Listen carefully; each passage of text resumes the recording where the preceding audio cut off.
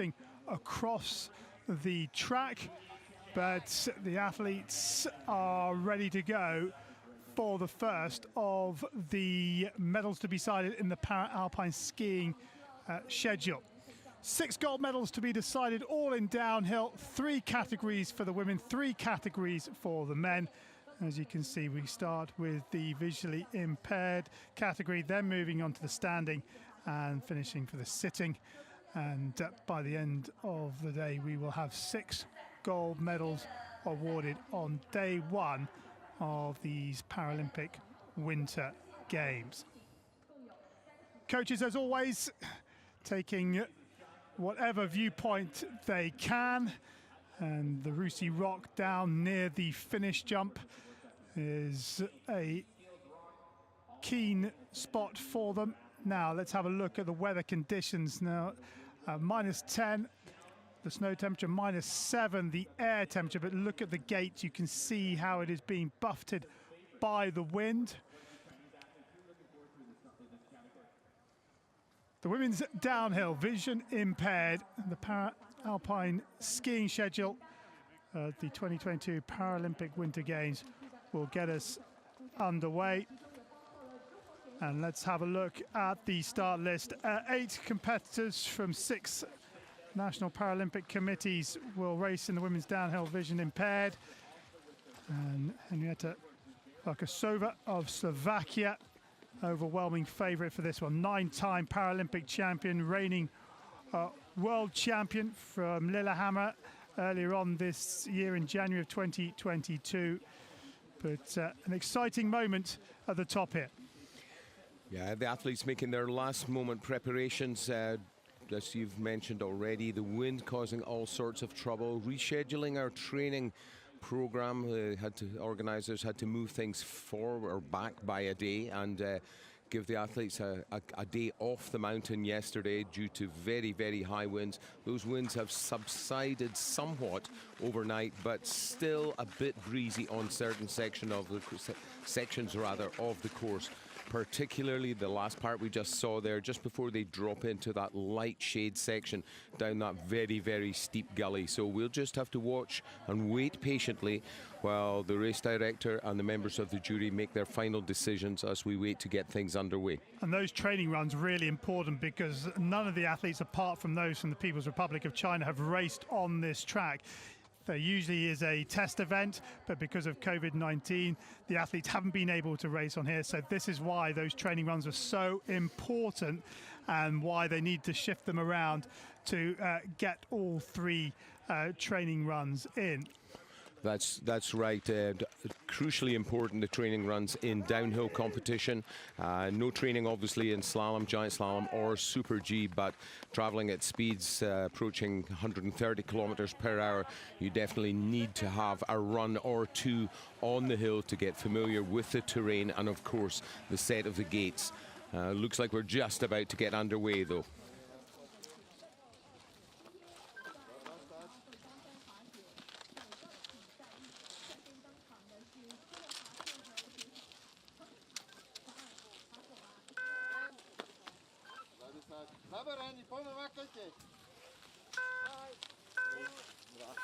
The Alpine skiing at the Beijing 2022 Paralympic Winter Games is underway, and Henrietta Farkasova of Slovakia is the athlete to get the Alpine skiing underway. Women's downhill in the vision impaired category, and Farkasova is a strong favourite for this one. 9-time Paralympic champion, reigning world champion, and she's set off at some pace.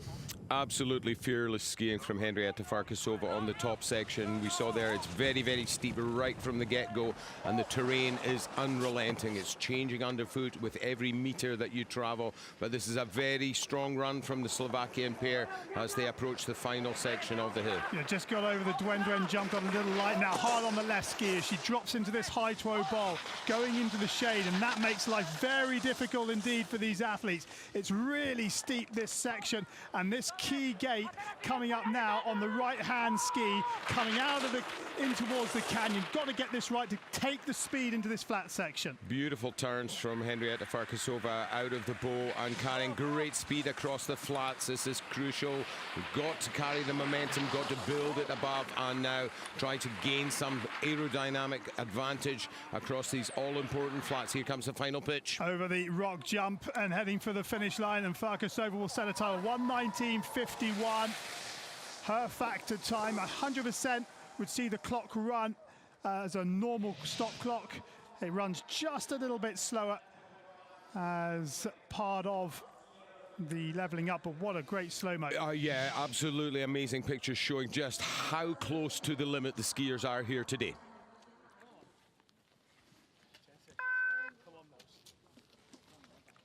Bib number 2, representing Great Britain, Millie Knight and her guide Brett Wild.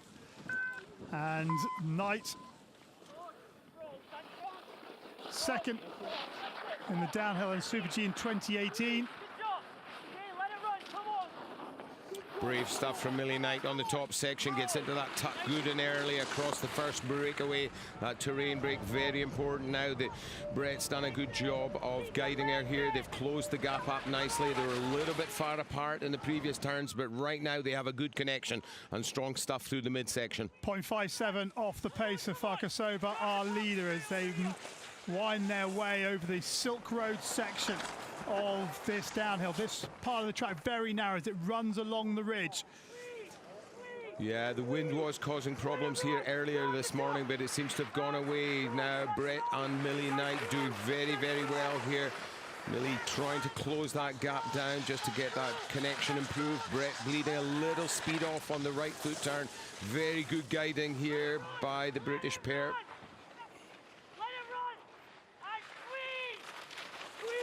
Keeping the turns clean, that's key to getting momentum for the flats, but they've split apart a little bit. Ran just a little bit wide, had to come back to make the next control gate, and not perhaps quite as quick as Farkasova, our leader. 3 gates from home now for Millie Knight. Silver medalist in 2018, it's a tuck for the line here. Committing to the cause, 1:19.5 has gone, and she goes second, 3.7 off the pace for the time being. Strong skiing here from Millie Knight. Good pictures here once again in the slow-mo. Nice clean exit to that turn and rolling the ankles nice and powerfully onto the new turning ski. Bib number 3 in the start hard. It's Alexandra Rakova of Slovakia and her coach Martin Makovnik. Martin Makovnik, the head coach of the Slovakian Paralpine ski team, but Rakova, just 16 years of age. Yeah, you can see, you mentioned there the fact that Martin, the guide, is a coach as well. He's checking over his shoulder, making sure the athlete's with him all the way. Doubly important, obviously important with a visually impaired athlete skiing behind you, but doubly important with such a young talent on your tails. A great job done here by this pair. They're in these games to get big match experience. Looking forward to when the games come back to Europe 4 years from now. This will be a very, very important building block in this young girl's career. Rakova looks up to Henrietta Farkasova, who is our current leader, and also Petra Blahova, the Czech alpine skier who became the first Slovakian to medal in alpine skiing at the Beijing 22 Olympic Games. And Rakova doing a really good job through the high toe bowl. Now has to get this right-footed turn right to carry the speed, and that is a good line from Rakova, but you can see the wind there whipping up the snow. Difficult conditions for the pair here, and the youngster doing a great job. Very brave skiing from such a skier with so little big game experience. Right on her guide's tail, a strong finish. 1:19.5 has come and gone for Rakova, but she slides into third place. 5.63 off the pace. A little frustrated there, and they didn't have any luck through the gully there.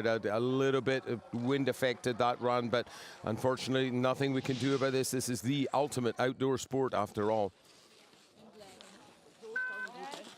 Next in the start, Linda Le Bon of Belgium and her guide, Ulla Gillot from Belgium. And Le Bon, 57 years of age, second in the downhill and the Super G at the World Championships back in January 2022. And that's the only real sort of guide we have for these Paralympic Winter Games. No downhills on the World Cup this season.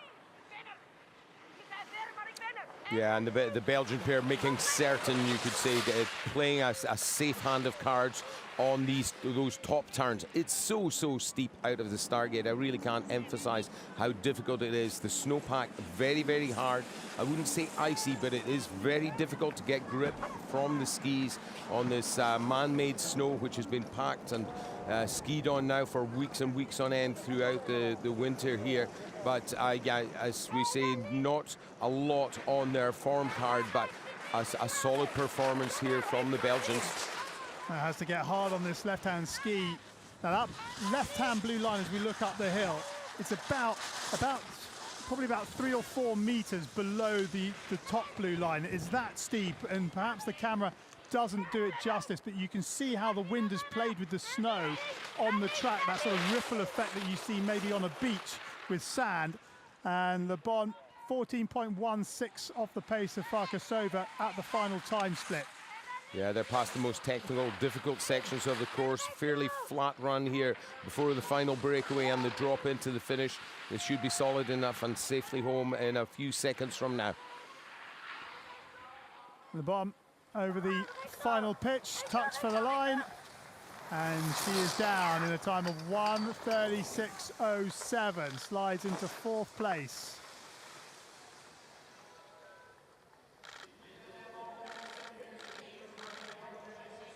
A mixture of elation and relief there, I think.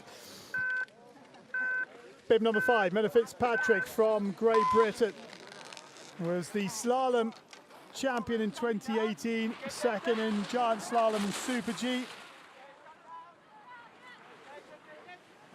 Also has form at World Championships as well. Now, can she put some pressure on Farkasova? Well, she's 2.43 off the pace, and just goes to show how quick Farkasova was. But again, you can see she's got the worst of the wind as she comes over that rise. She was skiing straight into that wind. Yeah, Mena Fitzpatrick looking slightly tentative on these breakaways, and Gary Smith, her guide, doing a good job. Quick check here over Gary's left shoulder, make sure that Mena's still in contact with them. The pace is high as they drop from the sunlight into the shade onto this amazingly complex section of turns. The terrain moving from left to right, getting ever steeper with every gate that's passed, and they're doing a great job through this section. Very clean skiing, and as Mena cleans this turn up, she should be nice and quick out onto the flat section. Good job there by Fitzpatrick. Yeah, Fitzpatrick was the first skier from Great Britain to win an overall visually impaired World Cup Globe back in 2016. And also the first Great British skier to win a gold medal at the Para and World Championships. So Fitzpatrick through the finish, 1:30.5. She goes into 4th place, 10.99 off the pace of Farkasova.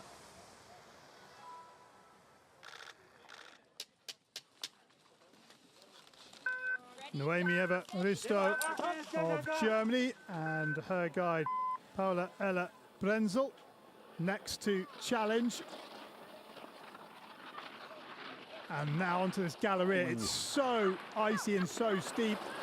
And then they'll come over the Duen jump, and now they go into the Silk Road section. Wild stuff from the German pair on the top section. It's pretty fast though, as far as my eye can tell. Risto, she loves to take a chance, and this is a risky ride on the top part of the course. 4th in the downhill back in 2018. Can she get herself onto the podium in 2022?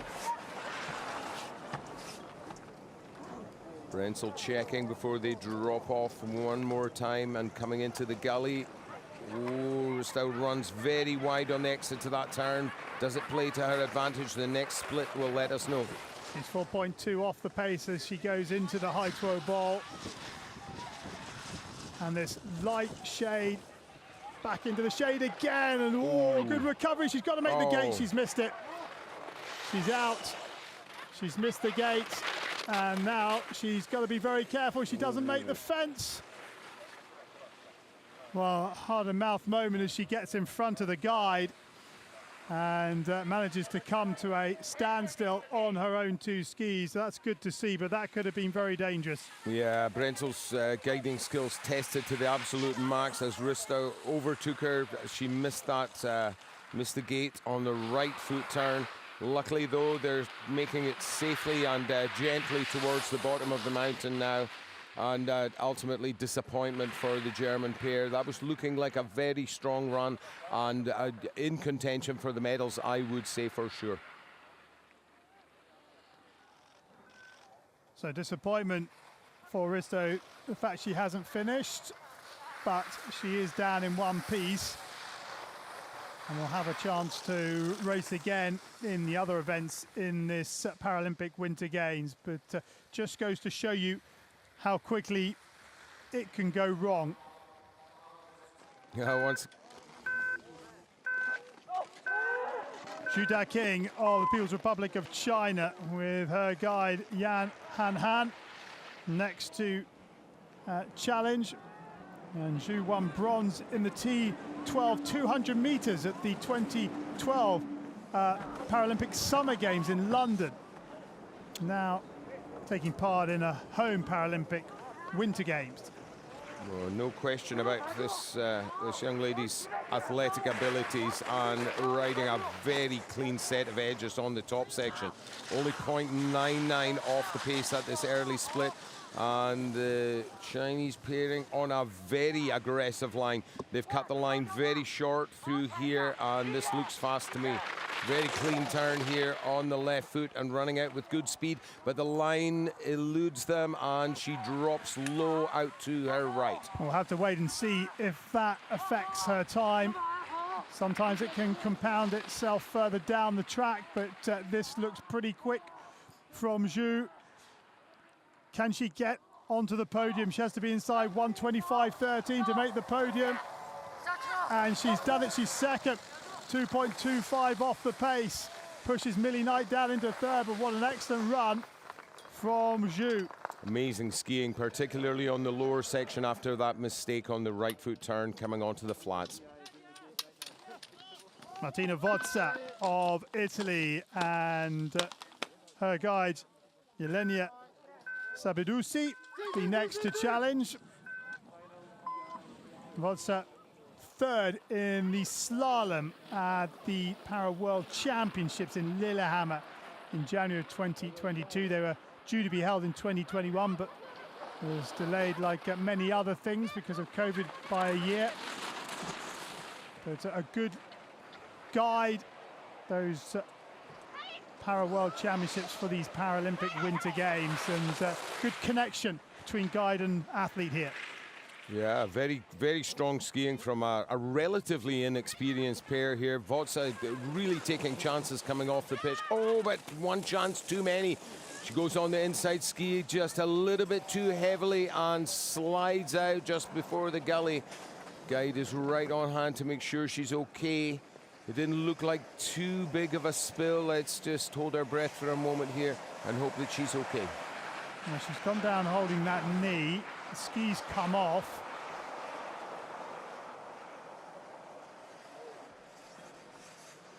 Now Vozza might require some attention here.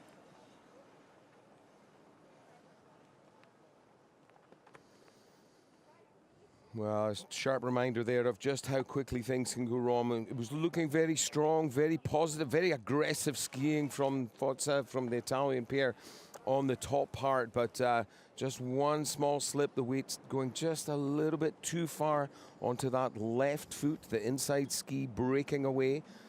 Biomechanical efficiency getting away from her. It's not really possible to hold the force on the inside ski. You're not set up over the skis strongly enough to be able to stand that way, and consequently the ski breaking away from underneath her, and down she went. That was the last of the athletes in the vision impaired category. So Henrietta Farkasova of Slovakia wins her 10th Paralympic Winter Games gold medal by taking gold in the women's downhill. Zhu Daking of the People's Republic of China takes the silver, with Millie Knight of Great Britain the bronze. And well, an excellent start for the host nation with a silver in the opening event of the Para-Alpine schedule. Yeah, definitely a young athlete to keep an eye on for future games. I think a very bright future ahead of her. As we've said, participant in both summer and winter games, and proving her athletic credentials in pretty spectacular style here today.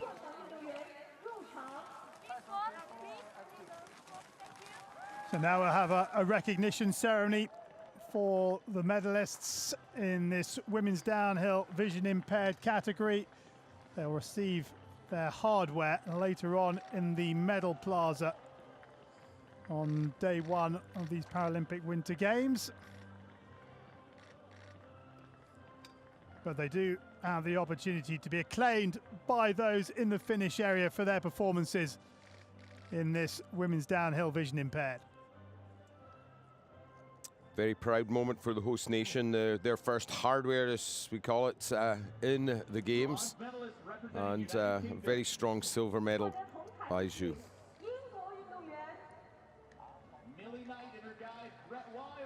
So Millie Knight of Great Britain take the bronze medal. Another Paralympic Winter Games medal for Millie Knight.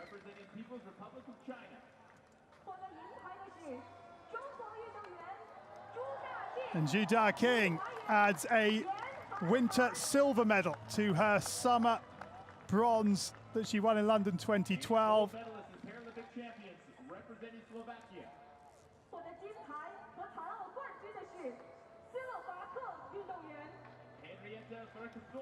But as she has done for the last 10 years or so, it is Henrietta Farkasova and her guide Martin Motika who take the gold medal, a 10th Paralympic winter gold medal for Farkasova to go with the 17 world titles that she has also won.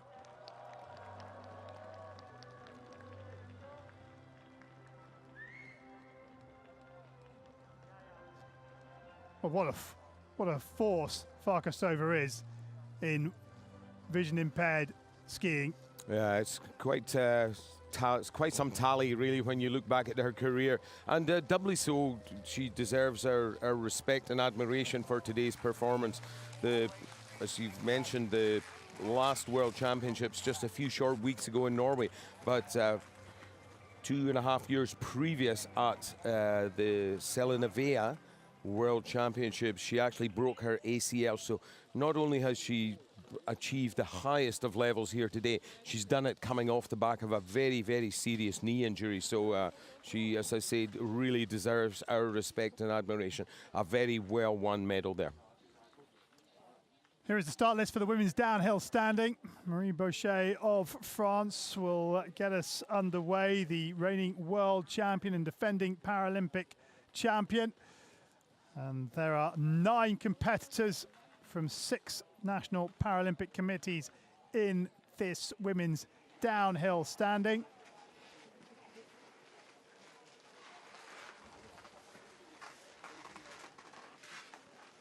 And Bochet, who won 4 gold medals in 2018, the downhill, the Super G, giant slalom and slalom, will be looking for her 9th medal. She won the downhill as well in 2014.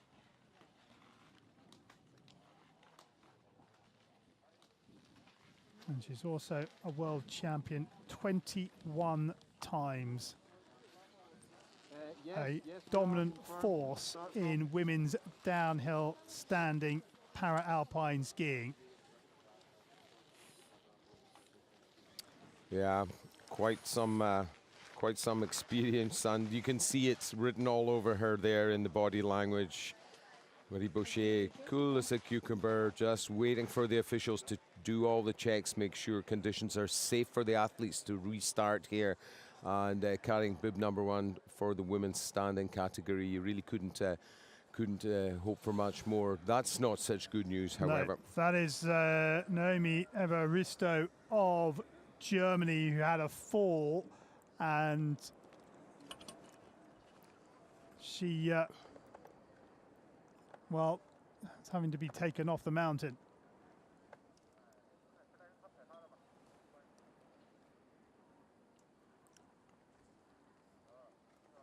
Yeah, apologies, that's Martina Vozza of Italy, who's down injured. Of course, Risto missed the gate and managed to ski down okay. It's Vozza who had the nasty fall.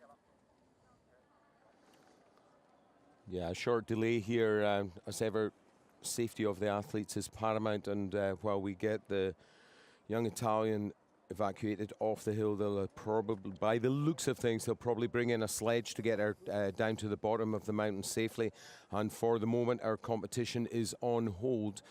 Good news, on the other hand, is that in the background there you can see blue skies. We have a great day of competition ahead of us, and fingers crossed that nothing too serious has happened to the young Italian skier Vozza, and hopefully she'll be able to participate in the remainder of the games.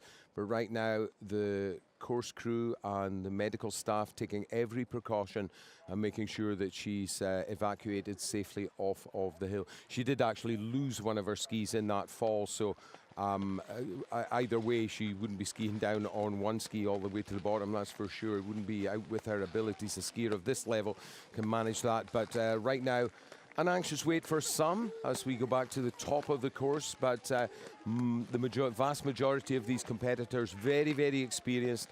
And these delays are just part and parcel of alpine ski racing. The Paralympic Games, I'm sure we will see more spills, hopefully no injuries, no serious injuries before the end of the games, but drama in the early stages, and sure more drama and excitement to follow. Yeah, there's a couple of youngsters at the top of the hill in this standing category that must have to take a couple of deep breaths and settle themselves, get their pre-race routine. It's a common occurrence, though, delays in alpine skiing, para-alpine skiing, and each individual athlete has their own way of dealing with these pauses. They'll have their own little method of switching off, and then at a certain time they'll then switch it back on into race mode, try and maintain that intensity. Yeah, you can see as you look around the start area, everybody using their own style of preparation to stay calm but stay focused at the same time, ready to bring their A game as soon as the start referee gets the all clear from lower down the course. That important call, everybody's waiting and hoping they're going to hear it from the radio. Course clear, we can restart. I think it's probably not too long until we get that message across the jury and safety team radios, because lower down on the course it looks like they've taken care of Vozza and they're about to bring her down towards the finish area for further medical assessment. Just on the left-hand side, there's an exit out to the mid-station of the gondola. And then there's a road that will bring her back down to the finish area. They won't take her down the Haitwo Bowl, I wouldn't imagine. And exit points all the way down the track for situations such as this, and hopefully the last of them today. Yeah, you mentioned the course design, a brand new course, obviously, not only due to the problems we've all faced across the, well, almost 2 years now with COVID-19 upsetting the schedules, but this course, brand new design for the Winter Olympic and, of course, our Paralympic Winter Games, designed by Bernard Russi, a legend in downhill and alpine skiing generally from Switzerland. And it's certainly proven its worth across the competition so far. Last month in China here, and right now we're seeing a sharp reminder of just quite how challenging this mountain is. Yep. A lot of people said that it wasn't a course really worthy of Olympic and Paralympic competition. But I think today we get, when the camera is nice and still here, you get a proper appreciation of just how steep it is. And right off the top of the screen is where the start is. So that's only 20 or 30 seconds away to cover all that distance down to where our camera is. And it just gives you a true impression of the speed. In the Olympic Winter Games, Beat Voigt of Switzerland won the men's downhill in the fastest average speed of any Olympic downhill prior. That's a very important statistic, and when you consider those average speeds are well over 100 kilometers per hour, it's just the average. So as I mentioned earlier, we're touching high 120s, around 130, and that's very, very quick indeed. Yeah, Russi, Olympic champion 1972 in Sapporo, and he built this track in conjunction with Didier Defargo, his compatriot, who won the Olympic downhill in Whistler in 2010. That's the view up from the bottom of the High Tuo Bowl. And you can see that the gate's more sort of Super G-like rather than classic downhill with long turns, just because of the width of the track. Yeah, a major challenge there for the setter. However, I must say, our course setter today, Hans Bladman, head coach from the Norwegian program, has done a great job for our Paralympian athletes. Certainly by my estimation, Hans, a very, very experienced coach, and a great course set. Very few spills, very few crashes during the training runs, and unfortunate for the Italian Fossa that she just that one small technical error seen her go out of the competition. But it does look like she's being safely evacuated towards the bottom. It's the Canadian team up at the top, looking very calm and collected, slightly nervous I would say, but doing a good job of keeping themselves occupied. Team physio at the top, talking to girls, relaying information from the line coaches further down the course, and just letting them know that everything's okay. Ultimately, it was pilot error that caused the crash. It wasn't a problem with the snow or with the set of the course. So a reminder for everybody, they've got to stay over the skis, keep the weight pressed solidly down as best they can onto the snow, and deal with the challenge of this, as I've called it already, ever-changing terrain here for these Beijing 2022 Winter Paralympic Games.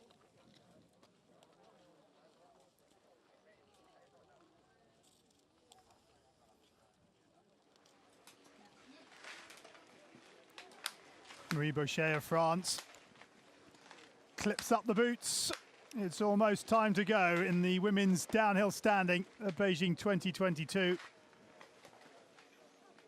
Bochet, the two-time defending Paralympic champion, will get us underway. But this is a keenly contested women's downhill standing. Ebba Arshot, they're going at 7. The 21-year-old she'll run Bochet close. Ramsey as well.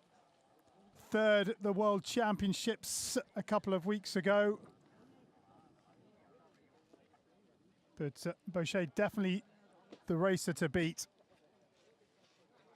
And looking for a third consecutive Paralympic Winter Games downhill gold in the standing category. That's the view up. That is known as the white face. And then those barriers along the bottom of the screen, that's the Galleria that takes you skiers right to left on towards the Silk Road. But incredibly steep and incredibly icy. Yeah, reminiscent of the Paralympic course in Sochi, actually. Very, very steep from the get-go, and as we've just said, you need to be on your A game right from the get-go. Looks like we're just about to get things underway. Bochet running one final mental rehearsal of the line there. She prepares to launch herself down that white face pitch into the first few turns of this course.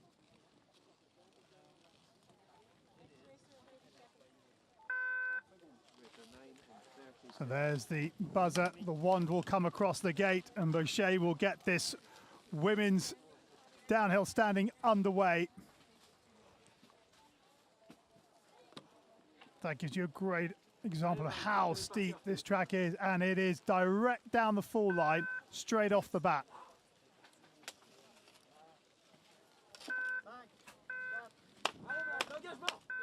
Marie Bochet of France gets the women's downhill standing category underway.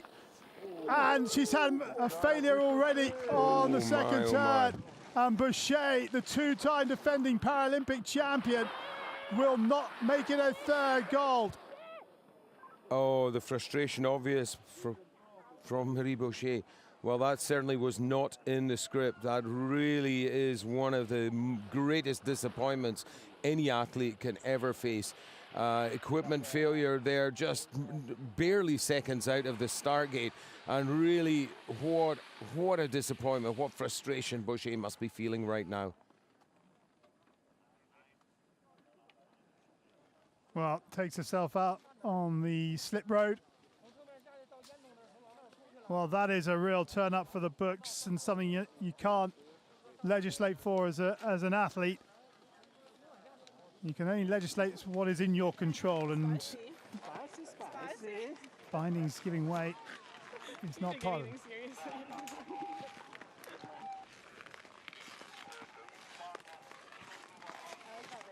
Well, that really opens the door now for the likes of Jepsen, Arshaw.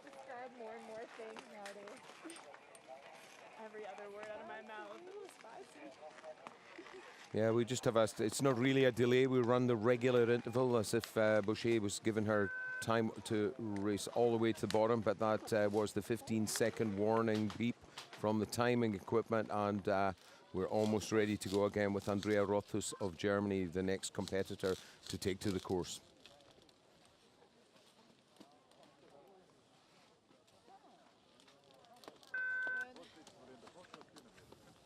Andrea Rothfuss of Germany, 32 years of age. She's been on the podium at every Paralympic Winter Games since 2006 in Turin when she won silver in the giant slalom.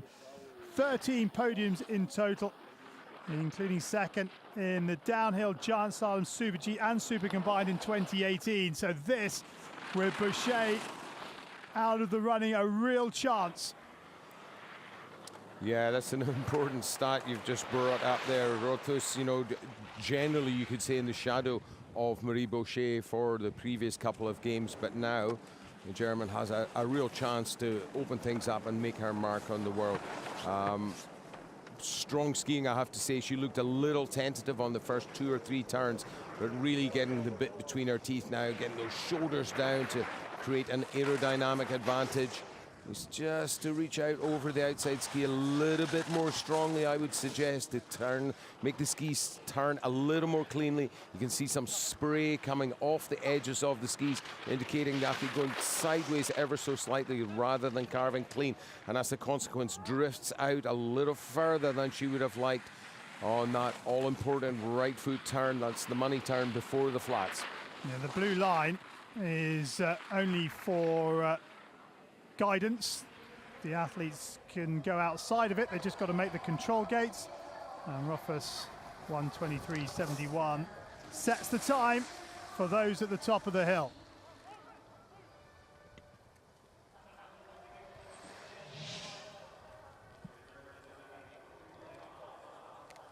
Clean on the entry to this turn in the slow-mo, and very clean on the exit.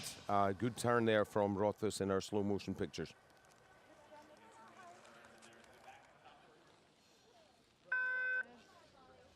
Molly Jepsen of Canada, the next to go, won 4 medals in 2018, gold in the Super Combined, silver in slalom, bronze in downhill and giant slalom.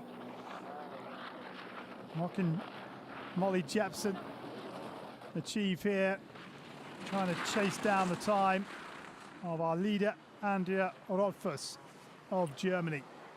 Confident skiing here from the Canadian on the top section. That's reflected in the split time. Very clean in the first 3 turns. Those all-important top steepage. So important to not just carry literal speed, but to set the mind and set the confidence level as high as possible for the remainder of the course. And that confidence showing through here from Jepsen. Great skiing through the mid part, and she grows her advantage. Jepsen 1.2, the right side of the clock, and just gets bounced out on a bump in the high throw ball, but recovers really well. Well, that confidence we spoke about standing her in good stead. The high sider there almost causing her all sorts of problems, but she gets right back to work, gets the body slung as low as possible over the skis, and now tucking across the flat, carrying great velocity here. Off the final jump, Jepsen heads for the line, 1:23.71, and we have ourselves a new leader. She finds nearly half a second through the canyon section, and Jepsen leads. But it looked good, didn't it, from top to bottom? Yeah, confidence right from the push out of the start, and a very clean turn there. Just that exemplifies exactly how competent a skier this young lady is.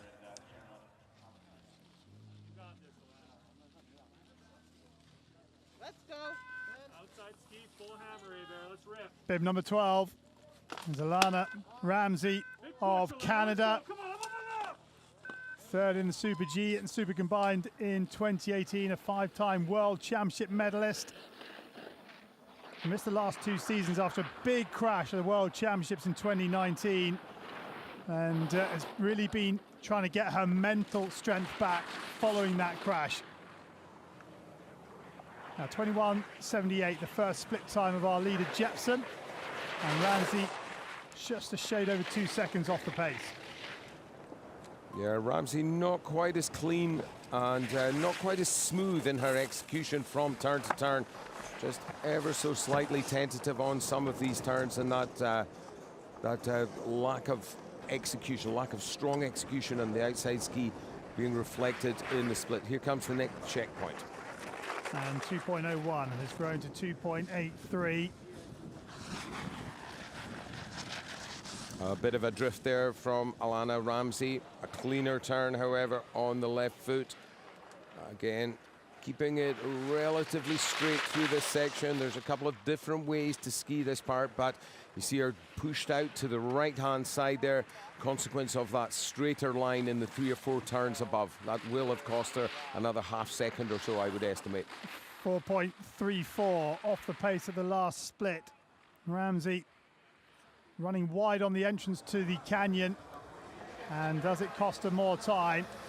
Only, no, she finds 1/100th of a second through that bottom section, but 4.33 off the pace, goes third.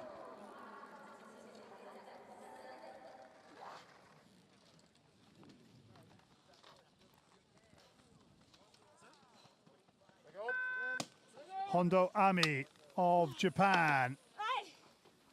The next to challenge, bib number 13, third in the downhill at the World Championships in 2019. But away from the slope, she also represents Japan in rugby sevens at the 2014 World Youth Tournament in Japan. No lack of physical strength here, mental strength and abundance as well, I would say. The shoulders down low over the knees, getting that aerodynamic tuck position, and relatively speaking in touch here, certainly in the medal zone so far for the Japanese skier. Keeping low, gets pushed a little though, coming onto this pitch. Sets up well for this right footer, quick switch onto the left, but again, just dropping a little low. The strength is there, but the quickness, the lightness, if you like, from foot to foot lacking ever so slightly. If you're wondering there why that gate panel has been twisted, it's because of the wind, and she's running late in the line. There was an error further up that has compounded itself, and she could be pushed very low here, and is, but that came about 4 gates previous. Now 1:02.62, she was 2.16 off the pace at the last split, and has that line cost her on the clock. 1:21.75 is gone. Jepsen won't be beaten by Honda, so 4.15. 2 seconds it costs her in the canyon. Yeah, frustration for Hondo there in the finish area. Those mistakes quite costly before that all-important final flat section.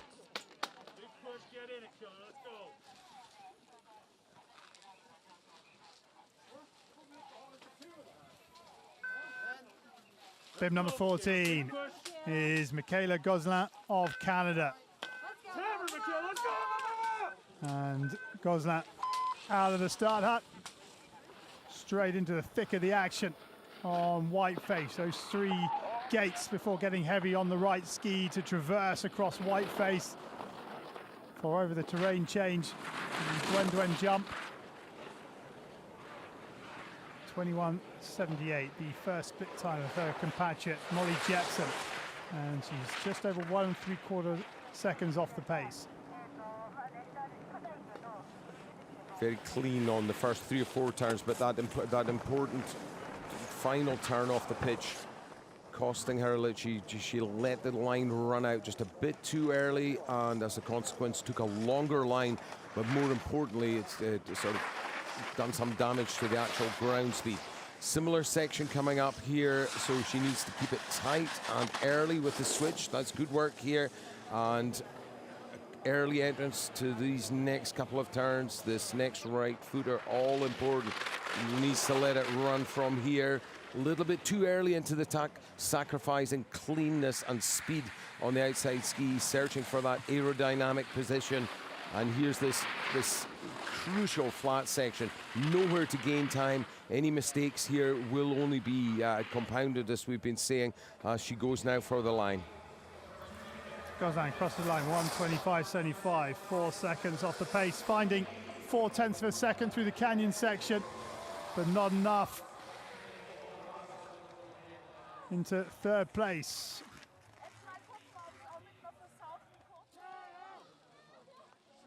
Bib 15, Ebba Arshaw. And this is the first of our athletes in the standing section with a leg impairment. Those that have been before have had arm impairments. Arshaw out of the start hut. World champion in slalom and parallel. Missed the first week of the World Championships because she had COVID, so missed the speed events. She took up paraskiing in 2019 after her impairment stopped her progressing further in able-body skiing in 0.85 off the pace of Jepson. She's definitely in touch here, Arshaw.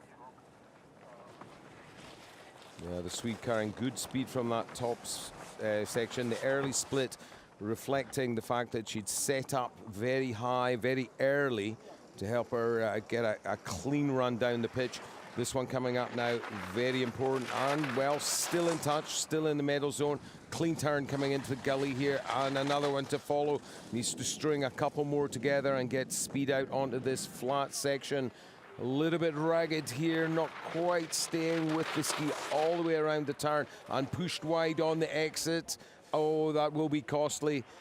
Yeah, just got caught, didn't she, by the release of the energy from the ski, got pushed onto the back of the ski and lost the pressure on the edge that pushed her wide. The course not really favouring her. Her right leg is the less strong one, and all important, that right foot turn at the end of that pitch.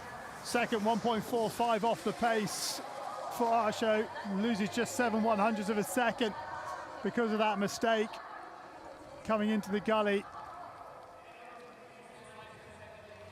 Yeah, an indication there it's a massive physical effort, top to bottom, for these skiers. No matter how cleanly or how ragged you ski it, it's tough to get top to the bottom in rapid, quick time, as we've been seeing this morning.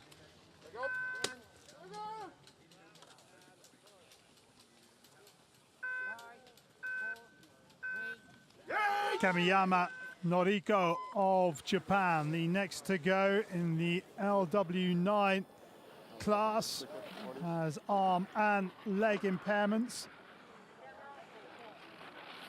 And Kamiyama making her Paralympic debut at the age of 49. Also a para-athlete in swimming and shooting. Great to see athletes switching over from summer to winter games. Many of the attributes required by world-class athletes, be they Paralympians or Olympians, are very transferable. However, the one thing that is perhaps lacking here, that experience, that time on the skis, and the Japanese skier Kamiyama just looking ever so tentative, and understandably so. The speeds of all the competitors are very high, and the challenge of this Paralympic and Olympic course is as high as any that I've seen in my career. That's for sure. A very, very difficult hill and a tough set of turns for our competitors today. Every medal, every placing, very, very hard earned, if you like, here in China for these games.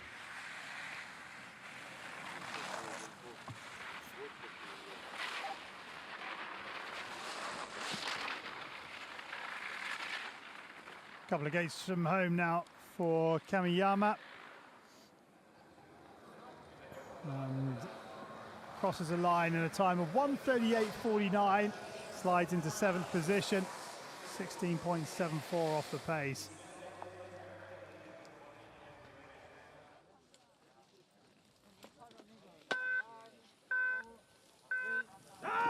Bib 17, Zhang Mengyu of the People's Republic of China. The last out of the start hut in the women's downhill standing. And Zhang, well, took up the sport 6 years ago. A big drive from the People's Republic of China Ski Association to attract people to the sport of para-alpine skiing.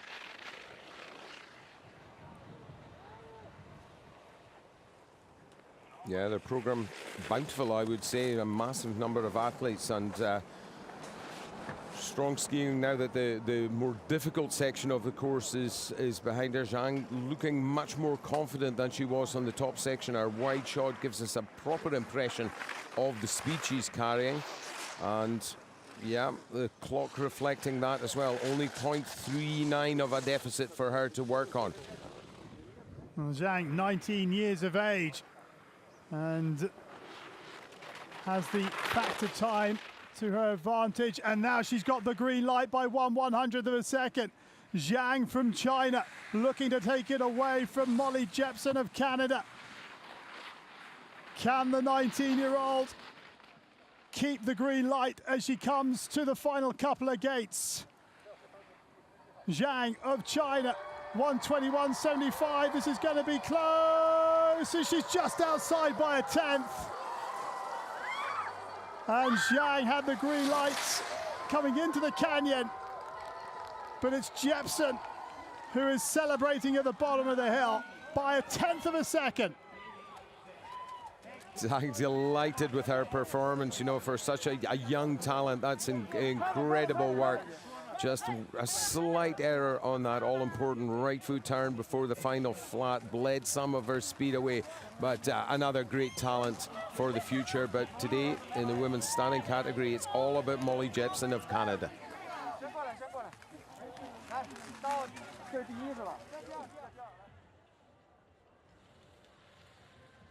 Oh, what a race at the Yansing National Alpine Skiing Centre on the Hai Tuo Mountain.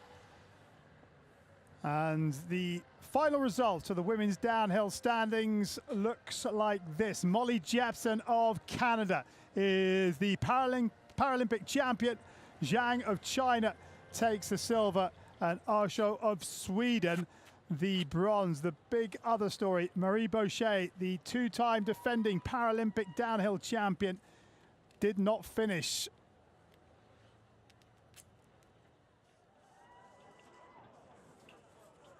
I would say that's our first real big surprise of the para-alpine competitions. But the course, once again, I have to say, proving it's a massive challenge for all these competitors. Great skiing so far from these ladies in the first two categories of these Paralympic Winter Games.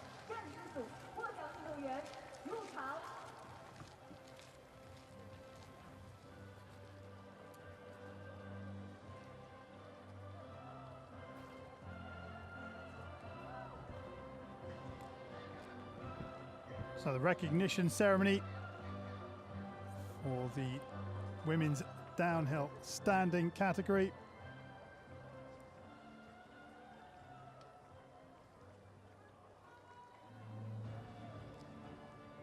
Bronze medalist representing Sweden. 获得铜牌的是瑞典运动员 Emma Arsho.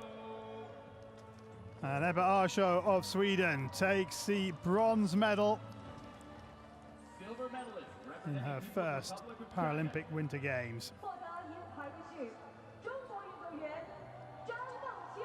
Also in her first Paralympic Winter Games, 19-year-old Zhang Mengyu of China takes the silver.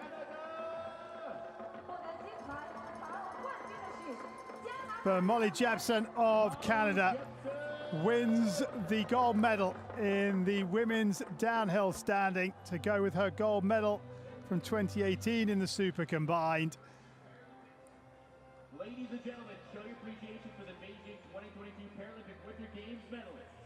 女士们、先生 And 们 I'll get their 请向北京 medals later on day one 运动员 at the Yanqing Medal Plaza. But here at the Yanqing National Alpine Skiing Centre, it's a recognition ceremony for those in the stands. And Jepson will hear her national anthem later on today, and what a moment that will be for her. But enjoying this part of the day in the recognition ceremony. The women's downhill sitting at the Paralpine skiing at the Paralympic Winter Games Beijing 2022. 7 athletes from 6 national Paralympic committees. And Annalena Forster of Germany, the world champion, will get us underway. But Muraoka Momoka of Japan, well, she had one of the quickest times in training, just 8/100 slower than Forster. And this could be a really keenly contested gold medal in the women's downhill sitting.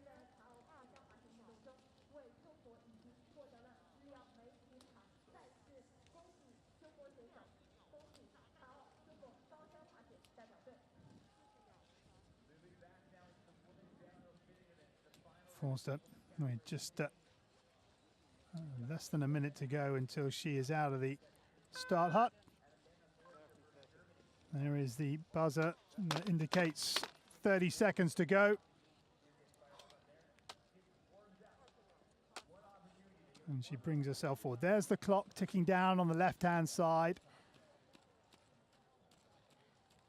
Just coming up to 11 a.m. local time.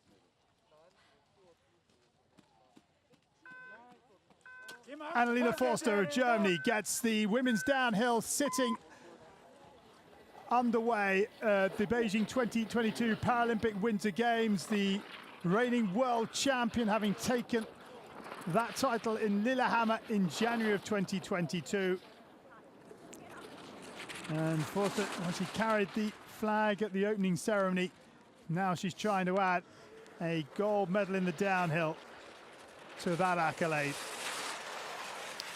Good job on the top section by Annalena Forster. Now just calmly letting the ski take pace across the first of the flat sections before getting set to go to work again as the terrain drops away. Sets up very nicely out to the left to give herself good space. And yeah, good placement of the ski. Doesn't quite get the edge angle built high enough. And now battling the line ever so slightly. The ski breaking away to the side.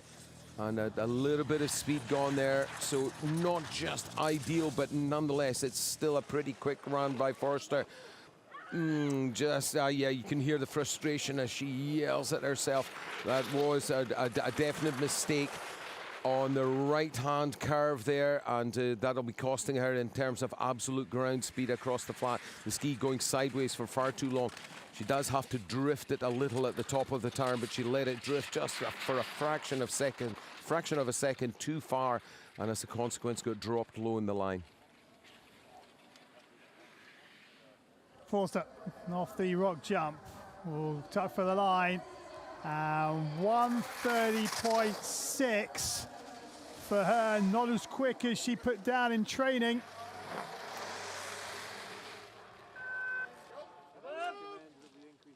Muraoka Momoka of Japan, the next out of the start hut.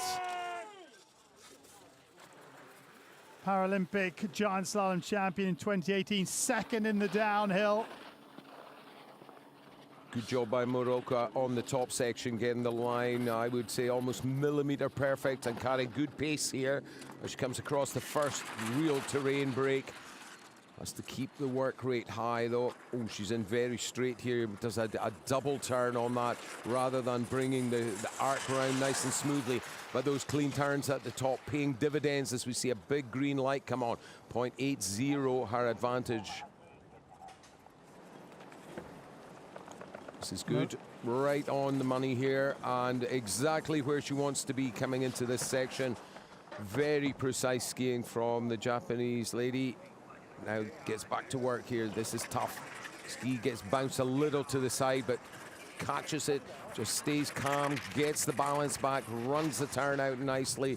The rig doing a great job. Suspension setup, all important, and it looks like Japanese technicians have got that absolutely bang on today. Keeps the line really high and very clean. Carrying great speed here coming out onto this important flat section. Just skims that blue line exactly where she wants to be. Well, she picks up over 1.5 seconds through the high toe ball. And this is a great ski from Muraoka. The time of our leader, 1:30.59.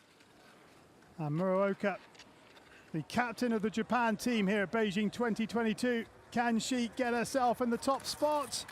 She can. 0.82, the right side of the clock. She loses nearly 0.6 through the canyon, but it's good enough to go into top spot for the time being.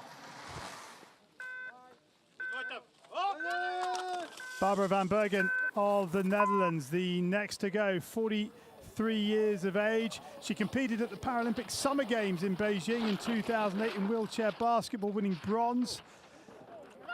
Oh, she's out. That's unfortunate. She was trying so hard to keep the turn, keep the line high, but the combination of drift and trying to punch the ski out didn't really work out for her. The terrain a bit too unforgiving. It's really a question of having to engage positively with the course and basically take risks on those top 4 turns. Van Bergen, the first of the ladies to go out in this women's sitting category, unfortunately for her.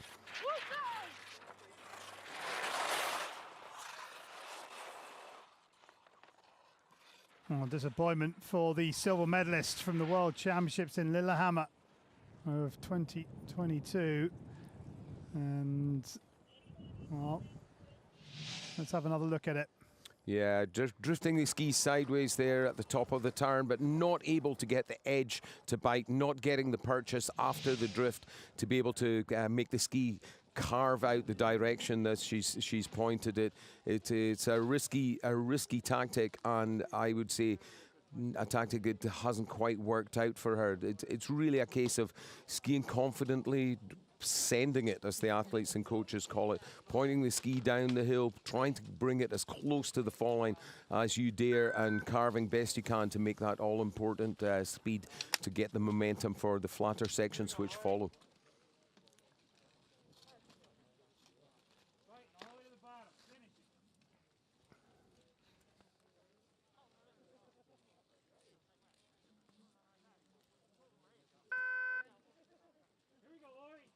Bib number 21 is Laurie Stevens, the United States of America, the Paralympic Winter Games champion in downhill and Super G from 2006 in Turin. Second in the downhill in 2010 and third in the downhill in 2014 and 2018. So this is a skier who has all the experience, and can she deliver? Looking a little tentative across that Galleria section, and now she releases the ski and the speed starts to build. Yeah, much more comfortable as the terrain flattens out and becomes a little more forgiving. This is more like Stevens' preferred terrain.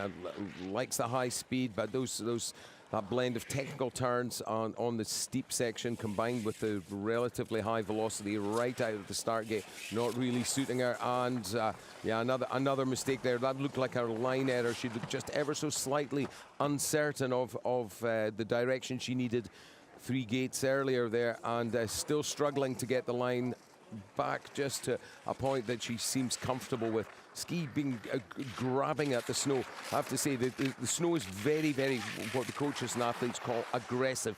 The air being very, very dry. The snow doesn't really give a predictable feel, if you like.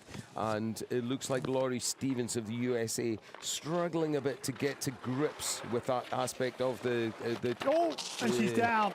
Oh, that's a big fall. And there is an indication just quite how steep and icy this track is, because Stevens has gone a long way down the high toe ball. Didn't look comfortable for large parts of that challenge. And eventually it catches up with her, but she seems to be okay. Yeah, she just didn't look 100% confident coming into that section. And as I was mentioning about you can actually still see below where this guy is. You can see how well defined some of the tracks are that the skis are leaving. An indication that this snow is real catchy. She was unfortunate there. It looked like she was going to miss that gate, and just as she'd decided that her race was run, a little pile of slightly softer snow catching her out there, sending her down on her side. But she's upright again and looks to be okay as the course workers retrieve her equipment, and hopefully she'll be well enough to compete in the remainder of the competitions. This is obviously day one of the games, and early days yet for all of these competitors.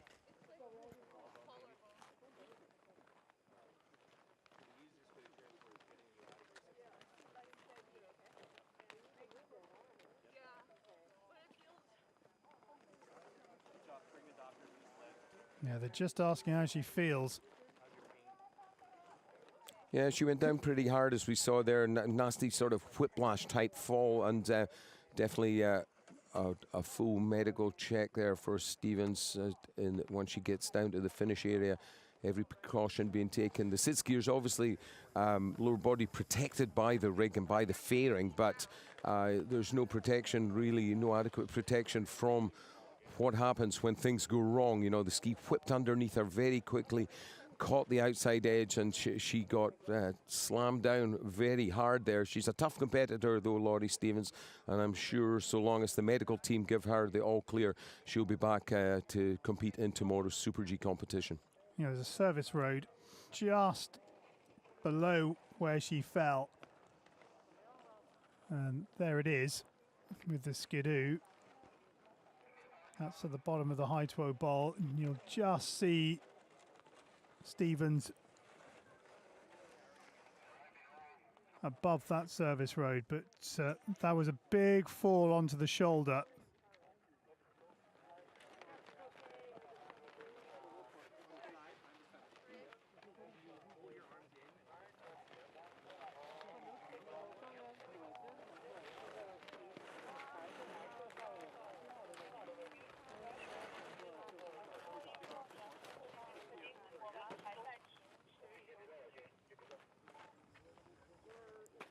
So looks like they're going to put Stevens into the wagon and take her from the track in that wagon. And so hold on the course while Laurie Stevens is removed. So that's Katie Combeluzier of Canada, who has just to wait a little bit longer, the 28-year-old. Yeah, slightly anxious moments for the three ladies remaining in the field here up at the top. They will know from their connection coaches or the line coaches on the hill that Laurie Stevens is relatively unhurt after her spill, and the start coaches will be helping them just stay calm, stay focused on the task that they're about to undertake. As I've said a few times already this morning, a very, very challenging hill and a challenging set of gates for the ladies so far in these Paralympic Winter Games. Yeah, the three athletes remaining at the top of the hill in this women's downhill sitting, all at their first Paralympic Winter Games. So the nerves that were there will just be heightened a little bit by this hold on the course. Yeah, it's nerve-wracking when, especially when the fall or the problem is out of vision from the top, so you can't really see or properly understand what's gone wrong further down the course. You just have to trust in your own confidence and the words of your coaches to keep that focus and keep the nerves just simmering at the right level. Little smile there, indicating that the Canadian has got things under control. It shouldn't be too long. It looked like Laurie Stevens was being safely evacuated to the side of the course. It shouldn't be too long until we get the action back underway here. There's a good view of the track in the foreground, this Silk Road, and then the roller coaster in the shade now. There is the Haituo Bowl. It was a little earlier on today, that aerial shot, because the ball now in the sunshine. And Stevens is taken from the track.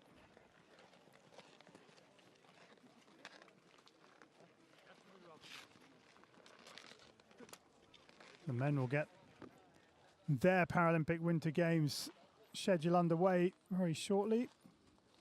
At the end of the women's downhill section, which finishes with the sitting category, and there are 3 races left at the top. Komboluziev, Canada, and then the 2 athletes from the People's Republic of China, Liu and Zhang.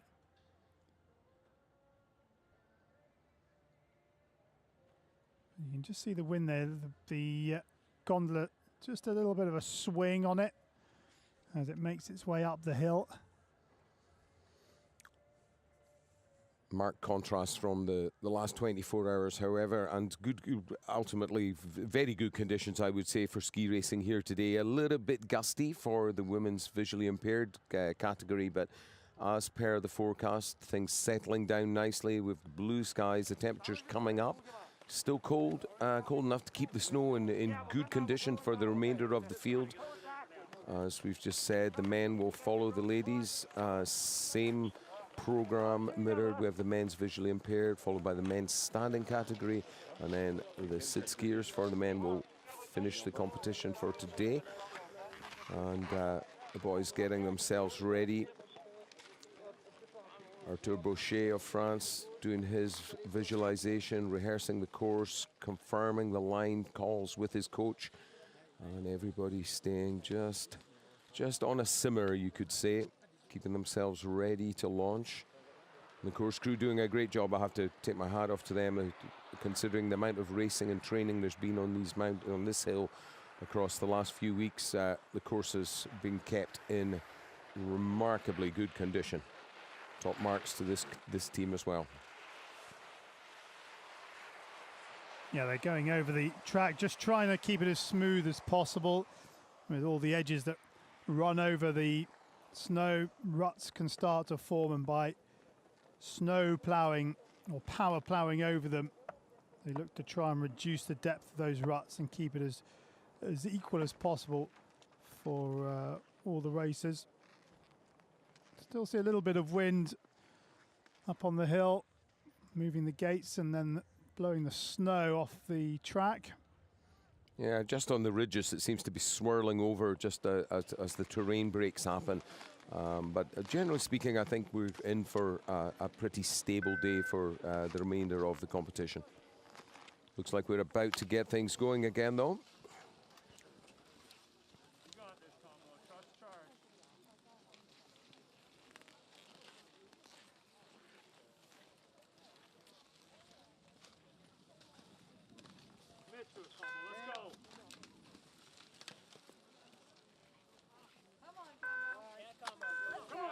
Bib number 22 is Katie Komboluziev of Canada, who was 3rd in the downhill at the World Championships in 2022, but she's down and she's missed the gates, and her race has run 2 gates in.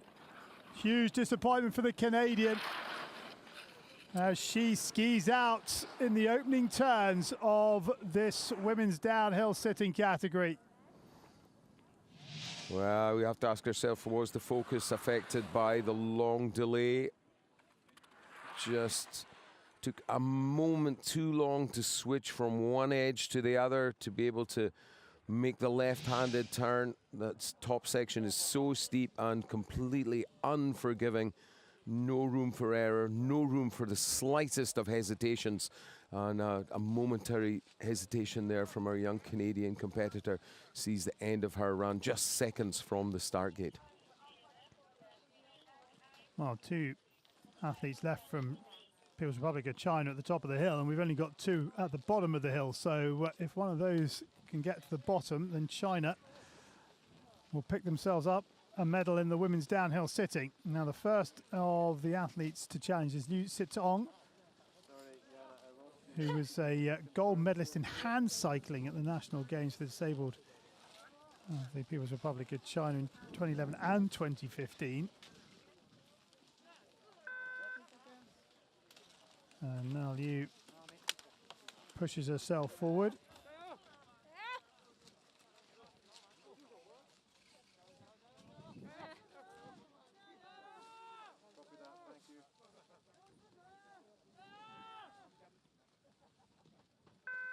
Liu, looking at the clock, gets the buzzer.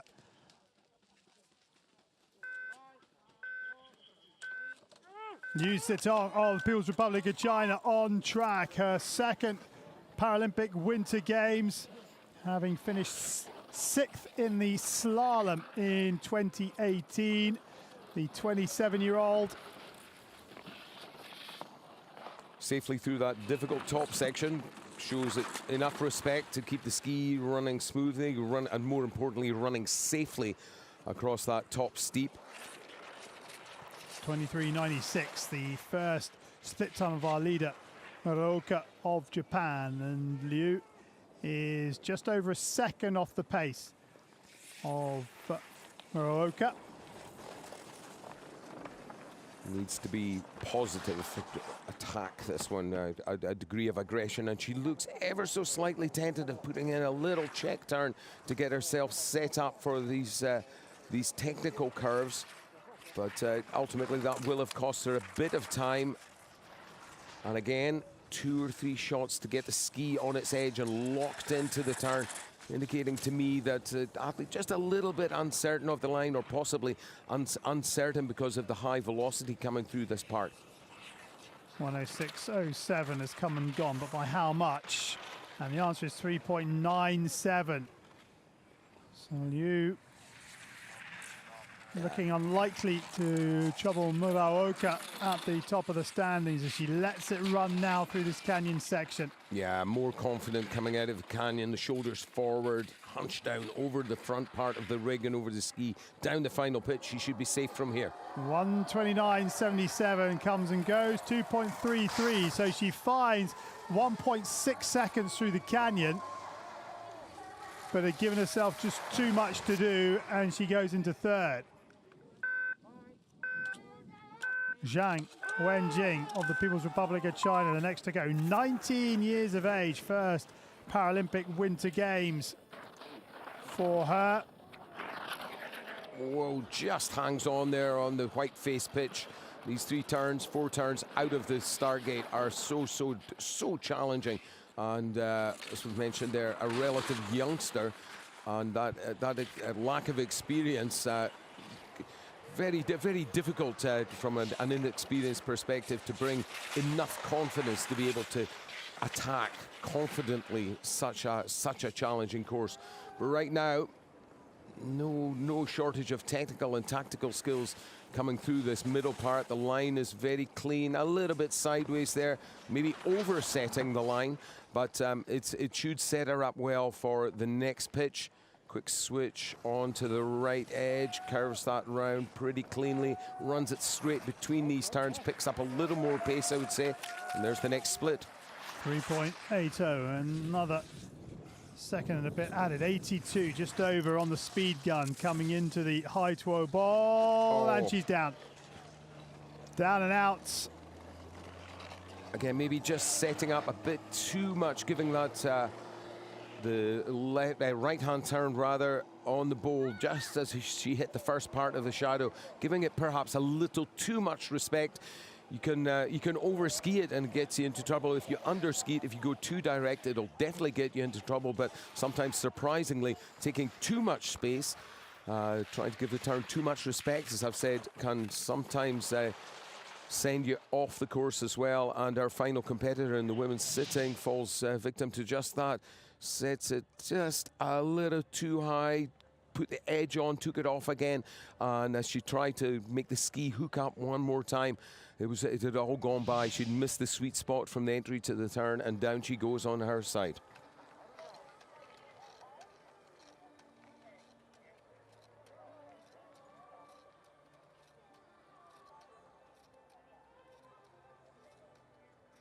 So the results of the women's downhill sitting, and it's Muraoka Momoka of Japan, who is the Paralympic champion. She takes gold from Annalena Forster of Germany, with Liu Sitong of the People's Republic of China in third. And those three are the only three that finish of the 7 that were at the top of the hill. Reflection once again on just how difficult this course is. 3 at the bottom out of 7, as we say, but when you consider Laurie Stevens, one of the most experienced competitor in this category, she too falling victim to this very, very difficult course in our Paralympic Winter Games opener here. But well-deserved medals, great skiing from everyone in the field, and these 3 take the accolades. Bronze medalist representing the People's Republic of China. 获得铜牌的是中国运动员刘思彤。 Liu Sitong from the People's Republic of China takes the bronze medal in the women's downhill sitting. 获得银牌的是德国运动员 Annalena Forster. Annalena Forster of Germany, the Paralympic champion in slalom and super combined in 2018, adds a downhill silver to her haul.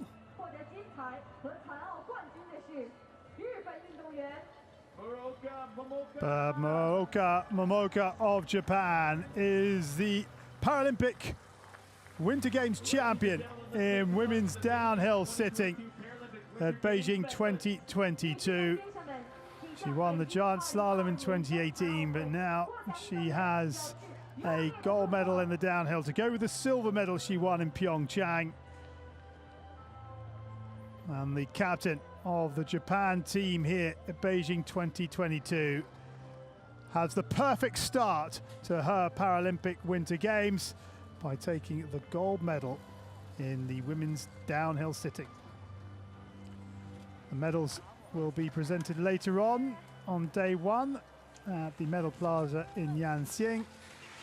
But here at the venue, it is a recognition ceremony for the medalists.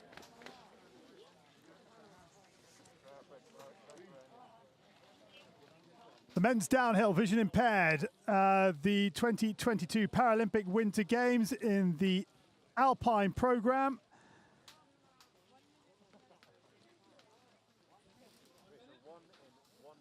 And here is the start list. There are 10 competitors from 7 national Paralympic committees at the top of the hill, falling into the B2 and B3 class within the vision impaired category. And Hyacinthe Delaplace with bib number 2, the world champion. But it's going to be Marc Marcoux of Canada who gets us underway. The defending downhill Paralympic champion. Yes, here we go. Here we go.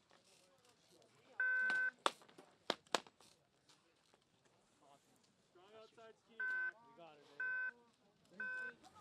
Marc Marcoux of Canada gets the men's downhill vision impaired underway with his guide Tristan Rogers. Now Marcoux, the Paralympic champion in downhill from 2018 and giant slalom in 2014, and he is full out attack at the top of this rock track. Very steep and quick out the top. He's carried the pace onto the flatter section. Marcoux his trademark risk-taking on the top section paying dividends, I would say. They've lost their connection ever so slightly as they come down the bottom of Silk Road, but gets it back together. Immense weight of experience with Marcoux. Look at that. Just a couple of ski lengths between the guide and the visually impaired athlete. This is exactly copybook, textbook, if you like, visually impaired skiing. Oh, Marcoux loses that left foot, loses the ski ever so slightly, gets the balance back, but that will have cost him. Good angles from Marcoux as he gets the ski to bite, and Rogers just can't go quite quick enough at the moment. Marcoux right on his tail. Good pace across the flat section. Final jump, presses it well, head down, shoulders on his knees for the line. 1:13.81. Marc Marcoux, the defending champion, lays down the marker. Yeah, pretty strong performance from the Canadian pair.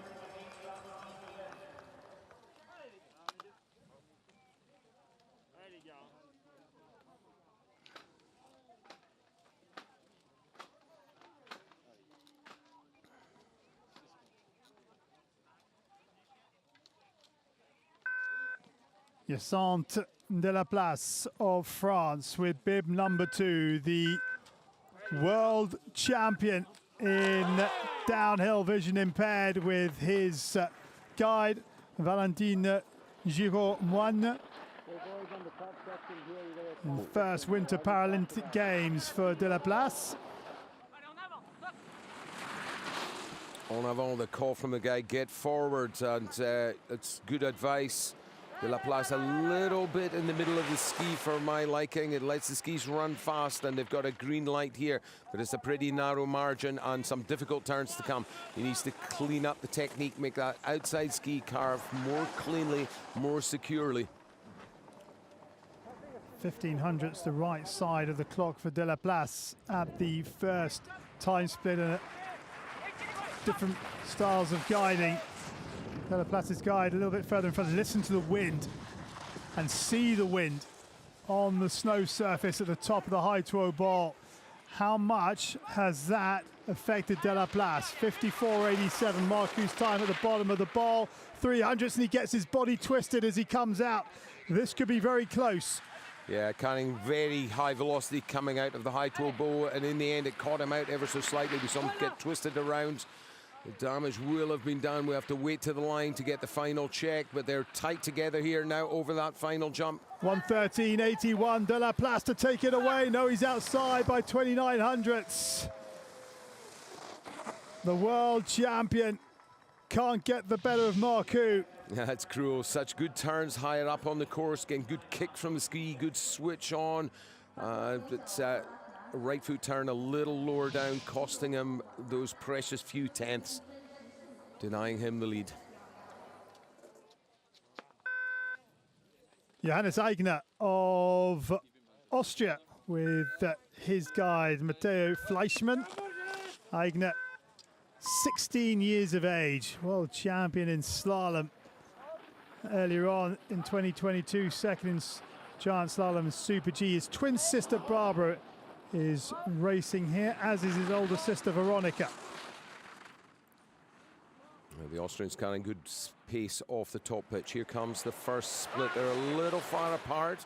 They have a green light, but they need to tighten their connection up, be a little bit closer together so the guide can give a proper indication for the visually impaired skier where to get in and out of the turns, the gap opening up even more. They need to get, I would say, a good 4 meters or so closer together as a minimum to be more effective and carry that as well. The advantage is gone, as we can see, 400ths the gap. This is better skiing from the pairing. And yeah, working in unison, the timing of the turns, very, very nice, very clean skiing from the Austrian pair here. They get the green light back. This is going to be close. 10th up at the first split, 400ths the wrong side at the second split. Oh, and Aigner with a little twitch. Does he have enough in the tank? Off the final jump, gets good position. 1:13.18, he's in by 0.36. He finds 2,800 through the canyon, and it is Aigner who moves into provisional gold. Good skiing there from Aigner. The bottom section in particular, they carry great pace out onto the flat, all the way across. A long flight, longest flight so far, I would say, for them off the rock jump within sight of the finish, and the Austrians take the lead for the moment.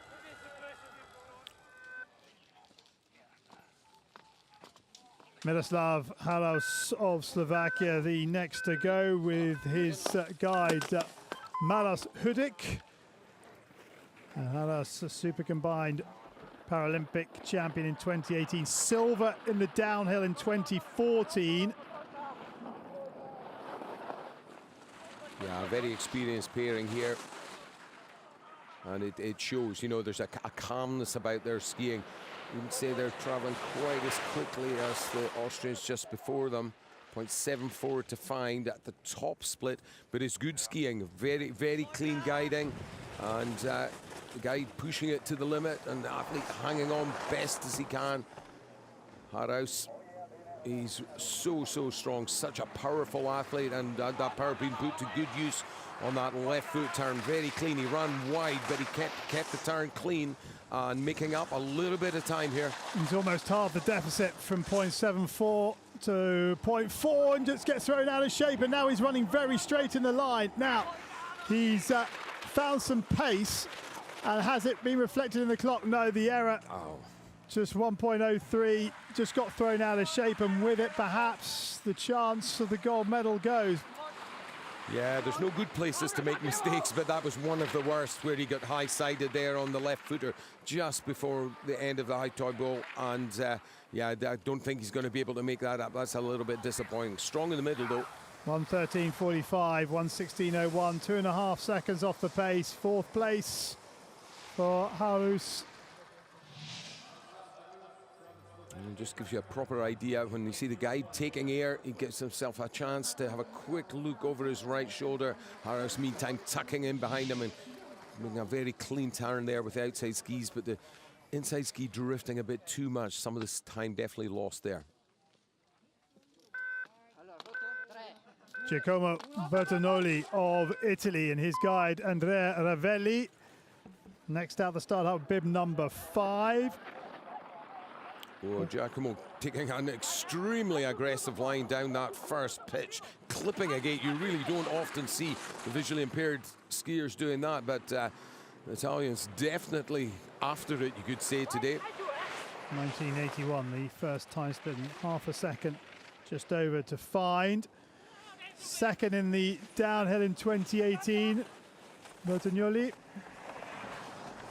Great tuck position. Look at that. You can almost imagine the air sweeping over his shoulders, rolling down his back, and the body really compact. Once again, shoulders down as hard as he can. He's not heavy compared with Haraus just before. He's certainly not the heaviest of the athletes on the course, so he does need to get down out of the wind, make himself compact at every opportunity. And Bertagnoli doing a great job here. The turns are a little bit shaky, a little bit ragged. Ski not running as cleanly as perhaps he'd like, and I think that reflected in that final split time, 1.69 down.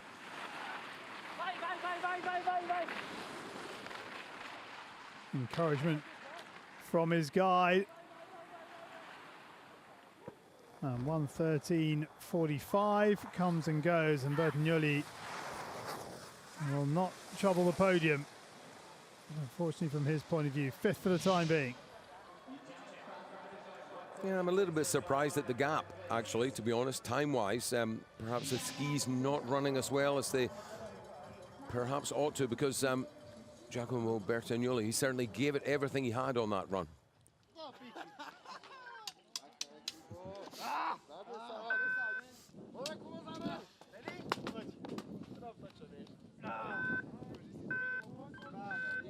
Jakub Krakow of Slovakia, the next out the start up, bib number 6. He's the first male athlete representing Slovakia to win a gold medal at the Parawinter Games in Alpine skiing. He was the Paris Super G champion in 2014 and 18. And slalom, giant slalom and super combined champion in 2010. He also has 5 silvers to his name. Krakow, so huge experience, but 0.72 off the pace at the first time split, and a little error from him as he gets his hand down on the snow. Yeah, I think that experience reflected in their demeanour. These boys are just loving this run. Oh, how high-sided though.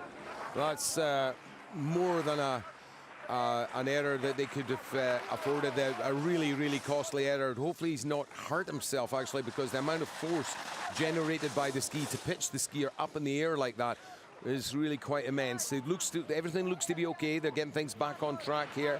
And excuse me, Krakow doing a great job here of picking things up again with his guide as they run across the final flat towards the drop into the finish area. Stanislav Brosman is Krakow's guide.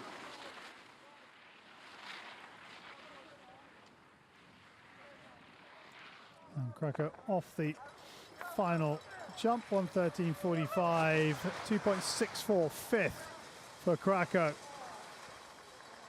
Well, there was a big mistake in there. Yeah, frustration showing in the finish, and just after this next turn, I think is the one he got caught out on. No, sorry, it's a little bit lower down. A nice clean execution there off white-faced pitch in our slow-mo pictures, but ultimately frustration in the finish there for Krakow.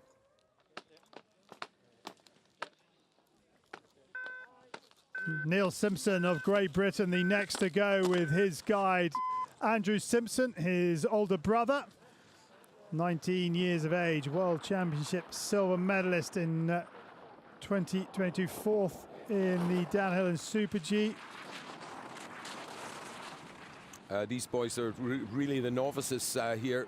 Only their second ever downhill competition. But I have to say, Andrew Simpson got away. The guy got away a little bit too quickly for his brother Neil from the start gate. But they've done a good job here, closed the gap now. And really, this is ideal visually impaired guiding and skiing. Simpson brothers strong coming in here. This is absolutely perfect from the pair of them. Neil doing a great job switching from left foot to right, getting the ski biting nice and early in the turn, carrying the momentum and staying right on his brother's tails. Look at that. Great skiing. The pair of them mirror images of each other as they come through the high toy bowl. Neil going a little straighter than Andrew. They just need to be a bit careful with the distance management here. 1.94, well, they're relatively in touch.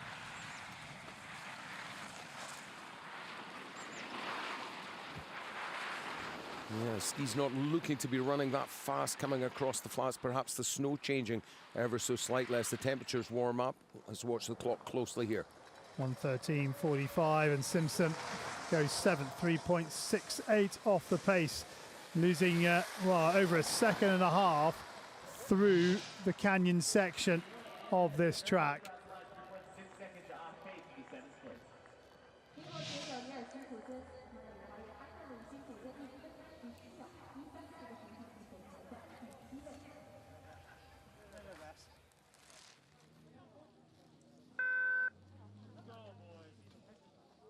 So bib number 9, so no Michael Schnagel of Austria.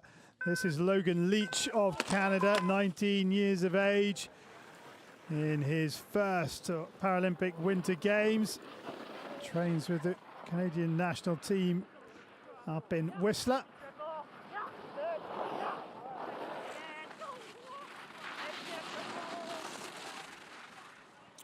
Another couple of relative youngsters here, not lack of high-speed experience showing slightly in the skiing, but good communication between the guide and the athlete.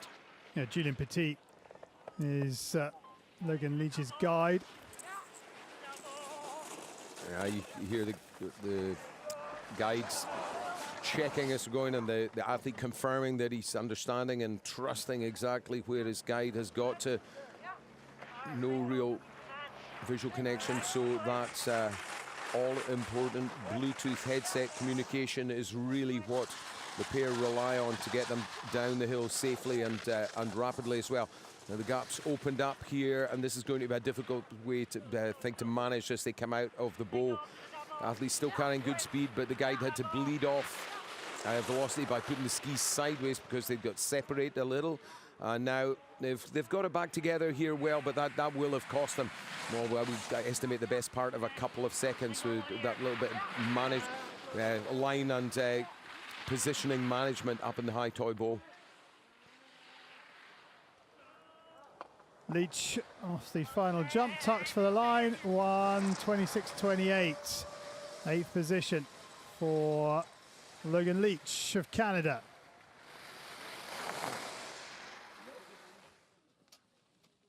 Australia in the start hut now. Patrick Jensen with his guide Amelia Hodgson. 3, 2, 1. Second Paralympic Winter Games for Jensen. 11th in the giant slalom in 2018 and just getting a little out of shape on this white face section. Yeah, not really respecting the pitch enough, Patrick, there. He's let his weight get a bit too far back. The ski running straight out of the turn and picking up way too much pace as a consequence. But he's done well to hang on to that, and sounds like they're enjoying this, the pair of them. He looks a little tentative coming into this section again, but yeah, brave work there. Gets the arms forward, sticks under the arms. Hung in there. Guy doing a good job, keeping lots of information flowing back to Patrick Jensen. And it helps him keep his confidence up, trusting exactly where his guide is and pointing the skis and trusting the mountain to take them home safely. A little sideways there coming into the high toy bowl, so ski not perhaps as clean, if you like. By clean execution, I mean the edge carving cleanly and efficiently through the snow.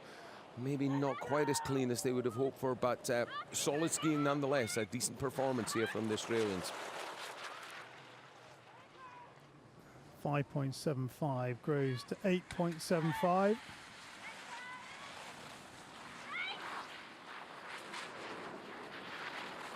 Good turns out onto the flat, I have to say. Some of the cleanest that Patrick Jensen's managed to make so far. Hopefully they can shave a little off the deficit here.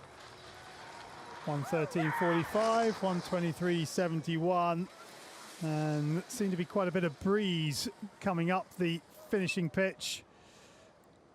Jensen safely down in 8th position.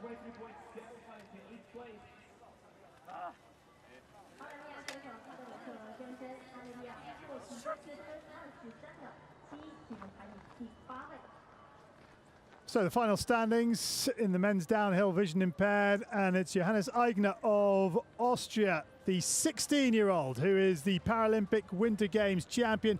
Marc Marcoux, the defending champion from 2018, is second, and Yacinthe Delaplace, the world champion, is the bronze medalist. Ladies and gentlemen, please welcome the Beijing 2022 Paralympic Winter Games medalists in men's vision impaired. So the recognition ceremony for the Paralympic Winter Games medalists in the men's downhill vision impaired make their way out into the finish area. And Marc Marcoux and his guide Tristan Rogers arm in arm as they make their way out onto the field of play.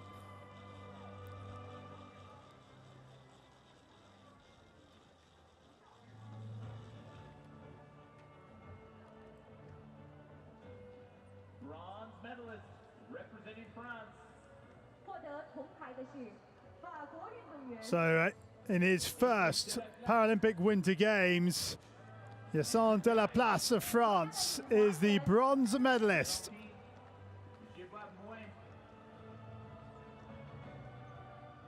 Silver medalist representing Canada.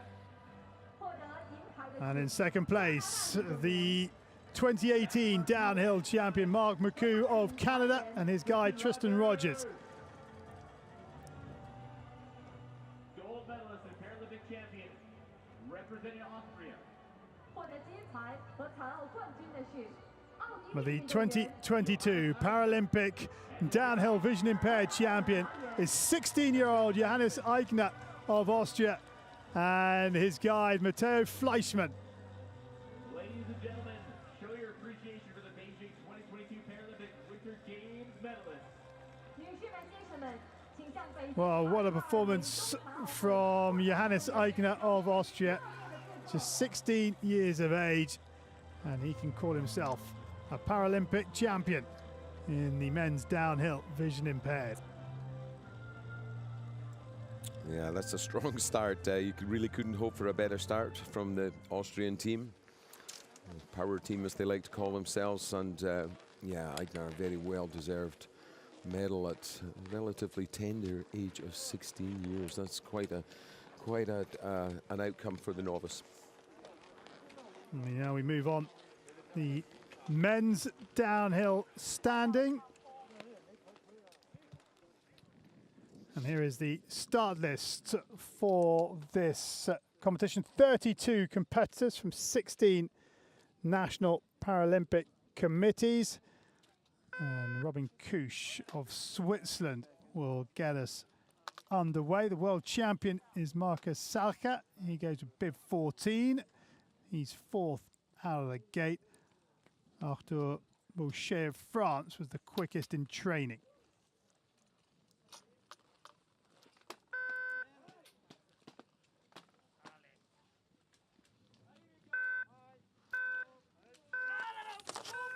Robin Kusch of Switzerland is the first out of the start hut in his 2nd Paralympic Winter Games. He was 8th in the downhill back in 2018. He didn't finish the other events that he competed. If you are a keen follower of alpine skiing, whether it be para-alpine skiing or non-disabled alpine skiing, yes, the surname is part of the Kusch family, nephew of Didier Kusch, who skied at 4 Olympic Games for Switzerland. Oh, good turn. Yeah, very good, very good. The right foot turns for Robin Kusch that's his weaker side. The cerebral palsy affecting the right side of his body. See the right ski again there, flipping around a little bit. So very important that he executes those turns as cleanly as possible, gives himself a little bit more space. This is fast, though, I have to say. You know, first of stand-up men, it's very quick coming out of the bow here. Yeah, and unfortunately for Kusch, that long turn is on the right ski as opposed to the left. He brings it back well.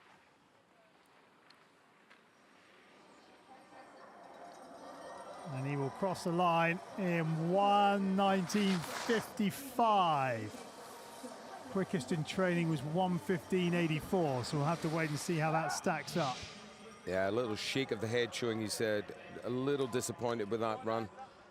Some of those turns just pushing him wider on the exit than he really would have liked. But strong effort nonetheless. A bit frustrated, though, you can see that there.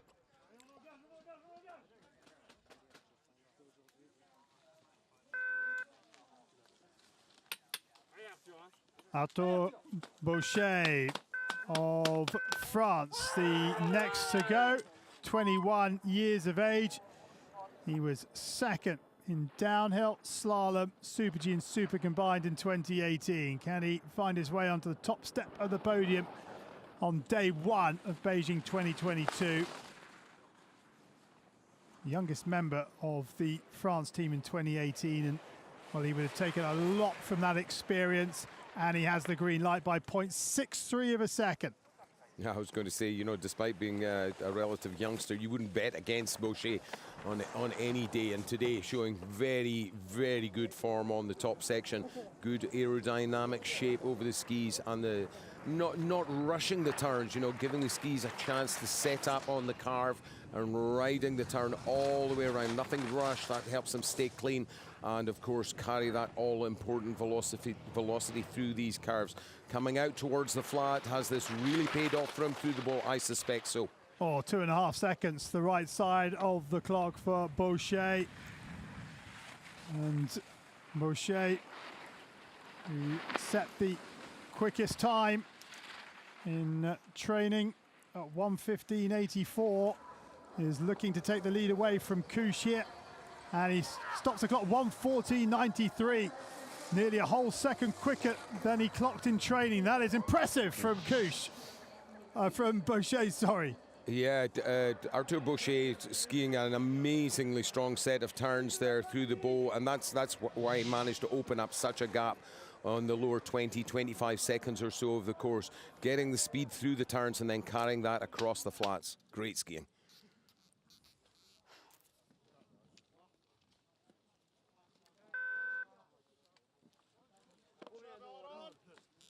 Bib number 13, Alan Lindstrom from Sweden, 21 years of age, in his second Paralympic Winter Games.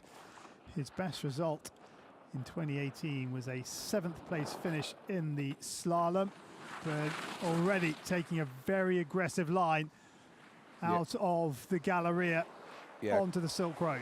Quite a different approach here from the Swedes, punching those gates as he's going through those top turns. It's not as quick as our current leader Boucher, but it's fast. I can tell you that for sure. He's got a direct line, but now changes the tactics, sets up well for the next pitch. Oh, just loses his left ski a little as the terrain drops away, and that mistake being compounded lower down, just not on the ideal line, and the pace he was carrying a little bit too much for him to handle there. He's got it back now, getting good kick out of the skis, switching across onto the right foot here, and another very clean turn. This is a good one here to get him get himself in good pace, good velocity for the flat section. He loses over a second through the high toe bowl. Can he get any of that back through this canyon section? 1:14.92. That's come, that's gone, and he'll slide into second. 3.29 off the pace. He loses another half a second through the canyon. Yeah, the line on the lower section through the canyon onto the flats there, he just let it run a bit rounder than he could afford. So as well as not generating speed, he was actually traveling a further distance, something he possibly should have picked up in course inspection earlier, somewhere he could have straightened the line out and made some extra time.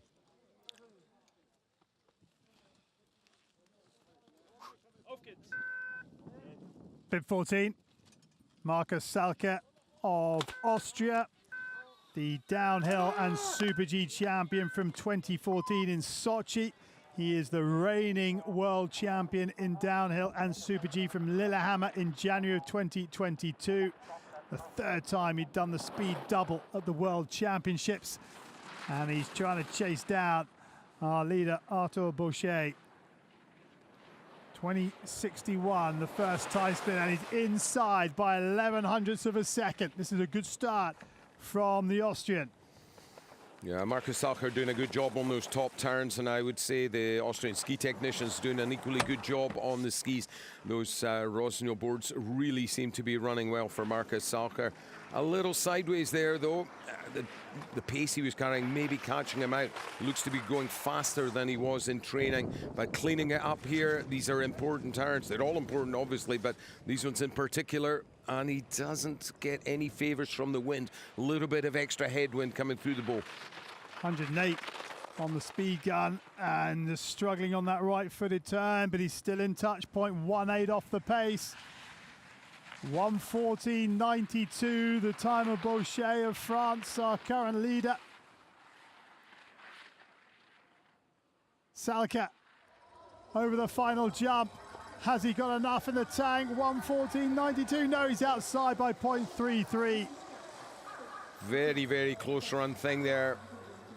Just coming out of the bowl, being pushed a bit too far out, and Boucher knows that's an important scalp for him in the early stages of this competition. Salker there, slow-mo showing us perfectly how hard he's working there to get the aerodynamic advantage, his shoulders as low as he dares.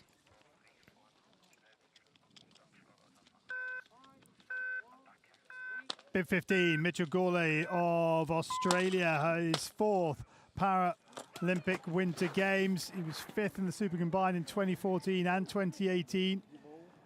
The Super Combined World Champion in 2017. And he returned to competition this season after breaking his wrist at the start of the 2019 season. So had some time away from the snow. As you've said, though, a lot of experience here. The Australian skier hanging up the boots at the end of this season is the plan, but Mitch Gurley looking to close it off with a strong performance. I wouldn't say downhill is I think it's his preferred discipline, but results-wise, perhaps not as strong. Oh, Mitchell Gurley loses that left foot there, or the left ski there on that turn. Again, left foot turn letting him down a bit through the bowl. He's going to struggle to hold on to the line here, and will have to work hard here to keep whatever momentum he can, keep himself on the track. But those are very, very costly errors, I'm sorry to say. Yeah, cost him 2 seconds on the clock. And again, you can see 3 or 4 gates further down, even on the flatter section, just running a little late on the line. And 1:14.92 comes and goes. Gurley 7.29 off the pace, slides into 5th for the time being. Yeah, I would say a degree of impatience letting Mitch Gurley down there. The turn he's just gone through, went into it a bit too straight, forcing him very, very straight into these turns. And no way there to generate speed once the line had been lost on that section. Got to string the turns together cleanly from top to bottom, really.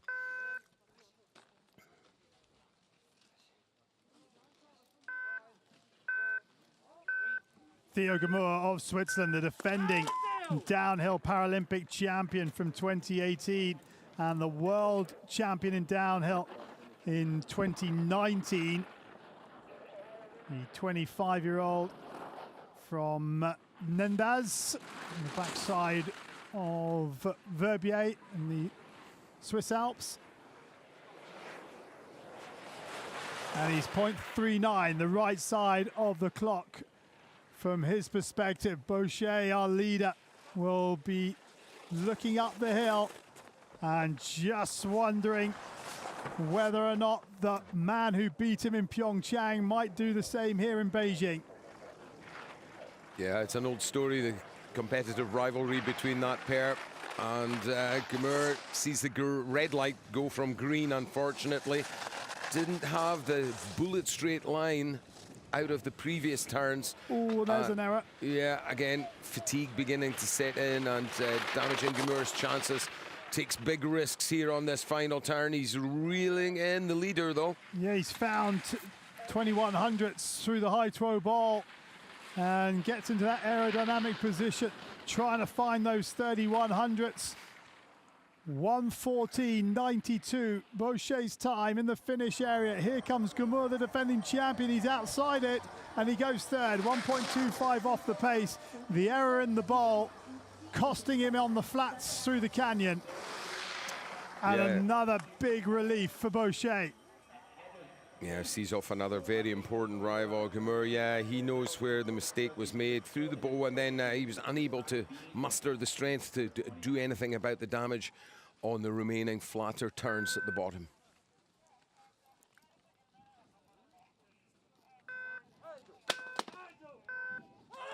Jordan Poisson of France, the next to go in his second Paralympic Winter Games.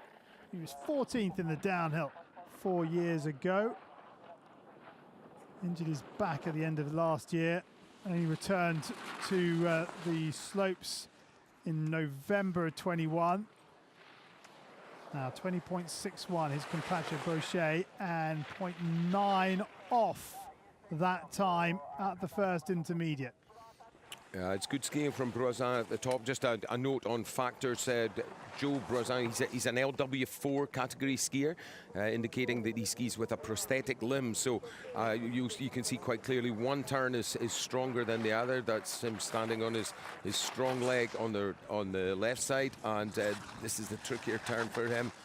The prosthetic limb working well for him, and all importantly, Brozin is showing a lot of confidence. He's taking chances here through the bottom of the bowl. He knows he needs to try like mad to get as much pace under those skis as possible for this flat part. 4.05 off the pace coming out of the high throw ball. And Boucher's time come and gone. 5.26 off the pace.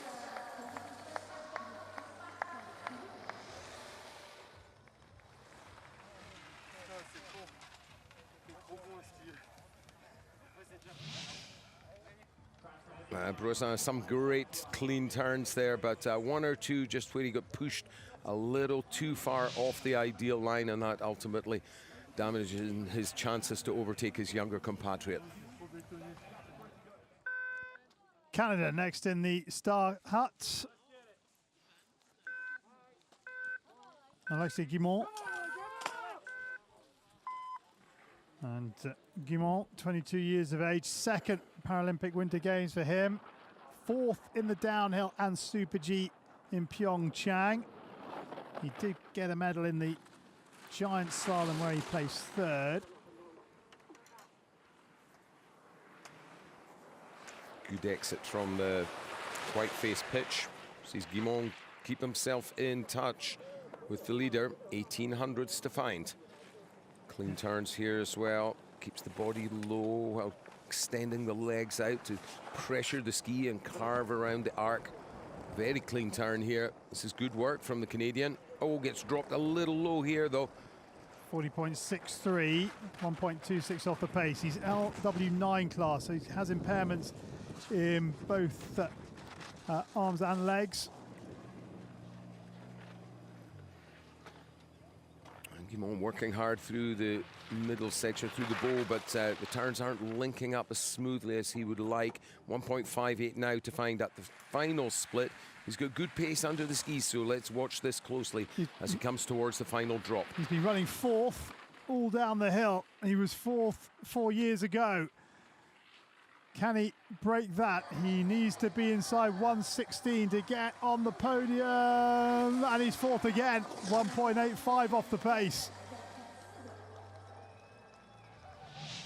Yeah, a little shrug of the shoulders in the finish area. Here's a beautiful turn from Guimont, right on the money there, as the coaches would say. Nothing wrong with that at all.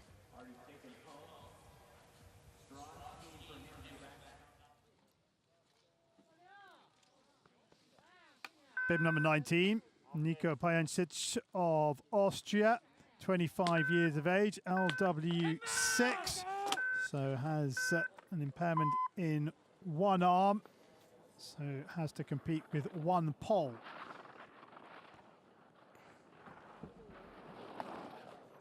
His father is friends with Walter Lutner, who won gold for Austria back in the 2006 Paralympic Winter Games.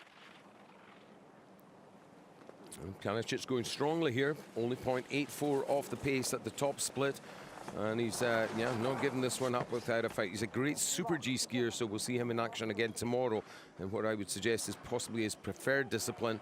Maybe misreading the line there a little. We saw him getting bounced out wide over the blue line, marking the outer reaches of the course, so maybe that 0.84 will have grown. But these are really, really clean turns from Pajancic.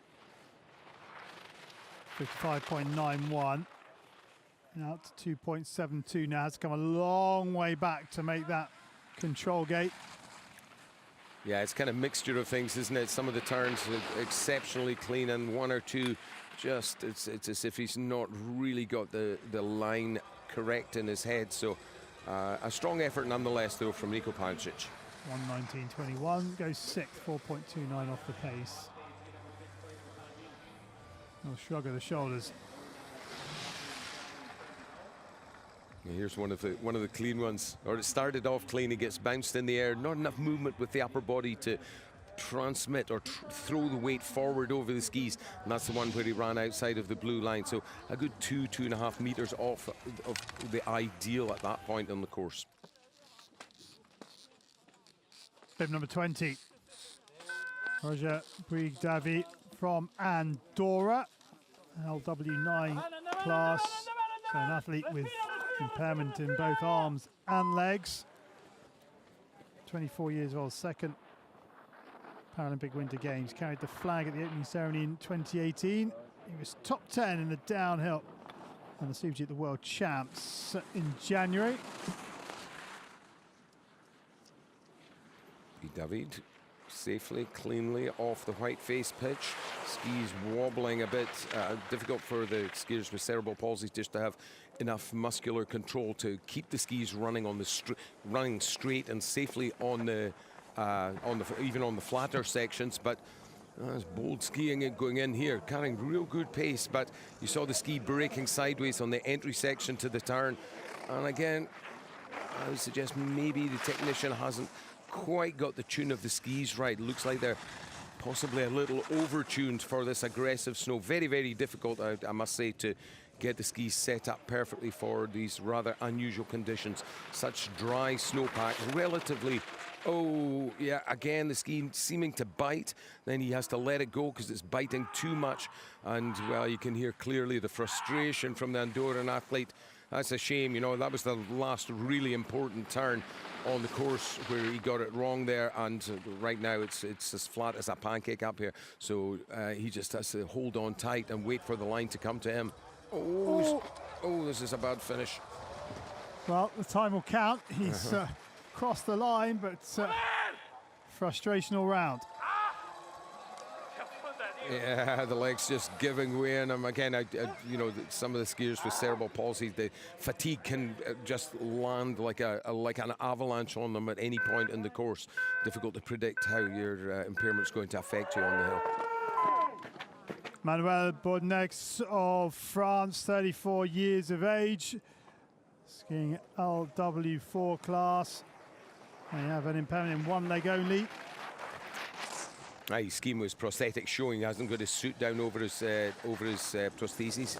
He's above the knee amputee, and doing a real good job up here, I have to say. This is some of the best skiing I've ever seen from him. You know, I've been watching him on the circuit for a number of years now. Oh, line error though. Nothing wrong technically with what he's doing. The skis are running very clean. You could see the pencil marks they're leaving on the snow behind him, but just the line error, traveling a longer distance than really he wanted to, and that's hurt the time on the clock. You could see that clearly. 1:14.92, sixth place, 3.57 off the pace for Bournex of France, who's enjoying himself. Yeah, you know, he's got a lot to celebrate. That was great skiing. Christoph Bernhard Schneider of Austria, bib number 22, 29 years of age, an LW6 class, with an impairment in one arm. First Paralympic Winter Games. And he missed 10 months of last season due to a cruciate ligament injury. CB Schneider, great pace under the skis here. Not that far off in terms of time either. 1.6 there, the deficit at the first split. And I have to say what he's doing is he's working the terrain really well, more than some of the other athletes. And by that, I mean, you could see there he kept the connection with the snow over the breakaway very well by pushing his upper body forward, transferring the weight towards the front of the skis before the breakaway comes, so the skis stay, relatively speaking, in contact with the snow, allowing him to steer. Unfortunately here, though, the turn's not working out. He's not getting over the outside ski. The forward transfer of pressure good, but lateral movement lacking there a bit from CB Schneider, and that's cost him time-wise. I don't need to see the clock to tell you that.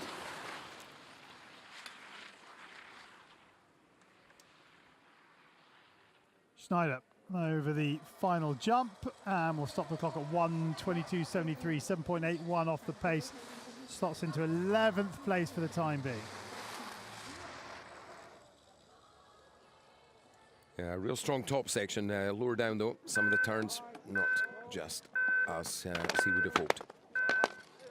Santeri Kiveri of Finland, the next to go. Kiveri, LW6-8, so another skier who has an impairment in one arm, so has to compete with one pole. Yeah, and that relatively light impairment reflected in his factoring there in the blue box on the right of your scenes. You see 98.34%. So not a lot of advantage in terms of factored time for Santeri Kiveri. Good turns here. He's more of a technical specialist, so slalom and giant slalom more his preferred disciplines, but he's a pretty decent set of downhill turns, and again reflected in the split. Only 1.92 off at the final pitch as he comes onto the flat. Gets the shoulders down nice and low and keeps the line as straight as he dares through here. So he's going to keep himself in touch with this skiing. Kibri 1:18.93, 4 seconds off the pace of Boucher, slides into 7th place.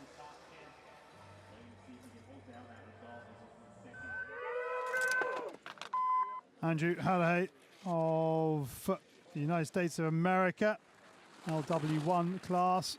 So this is athletes with impairment that strongly affects both legs. Yeah, that's why he's allowed to ski with outriggers rather than regular poles. So he gets a little bit extra support from the little skis on the outriggers, as we call them, on the ends of his poles. He's been considering transferring to sit skiing, Yeah. which he's going to think about doing after these Paralympic Winter Games, and partly to just help him prevent picking up injuries. Yeah, and either way, it's a risky business, this sport. So I think he's grown in experience over the last few years, and some of the more confident skiing that I've ever seen from him down here. Yeah, he's going to struggle a little bit time-wise here, and again, it's a bit of an ask for him to be super clean aerodynamically on the flatter section, so he's maybe going to have a bit of trouble trying to work on that 4.5 seconds or so that he trails the leaders by. Trying to punch a hole in the air with his outriggers, and he'll stop the clock 1:20.25, 5.33, slides into 11th.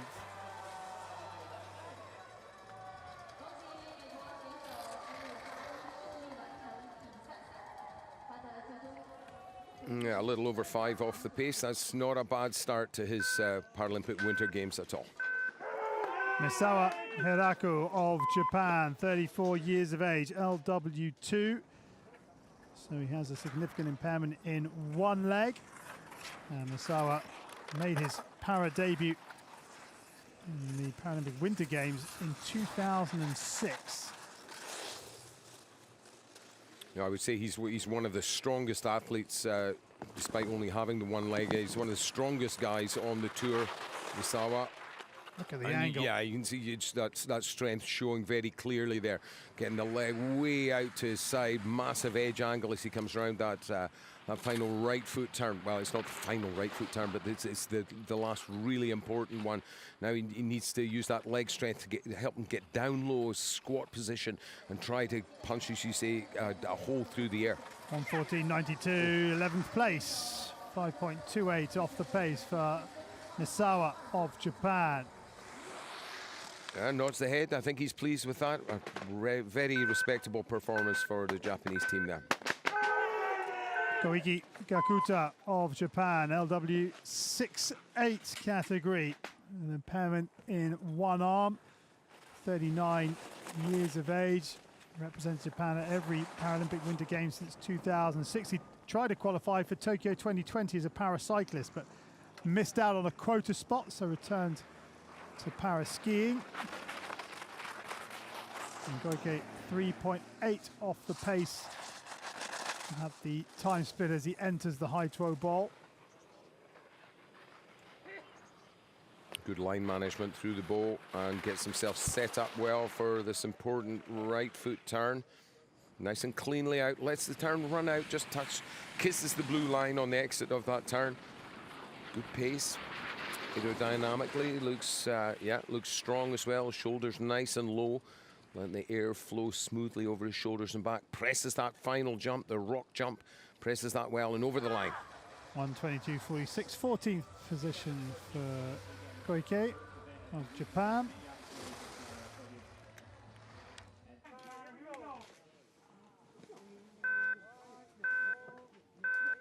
Conor Hogan of the United States of America, second Paralympic Winter Games for him. Raced giant slalom and slalom in 2018. But did race speed events at the World Championships, with the best coming in Super G when he was 15th in 2019. Yeah, Conor Hogan, he certainly likes to take risks. I've seen him take a couple of incredibly spectacular spills. Particularly in my memory at Selenavia, he had the hugest fall there, but he's a real strong athlete and very strong character as well. He's a cerebral palsy athlete, so you can see on his right side, this side here, it's difficult for him to get the ski set up really cleanly, but as I say, there's no lack of determination in his skiing. Oh, runs super wide, fatigue setting in, obviously, on these closing turns. He should make it safe from here. That was a close call coming out of the high toy bowl, though, I have to say. Yeah, LW9 class has impairment in arm and leg.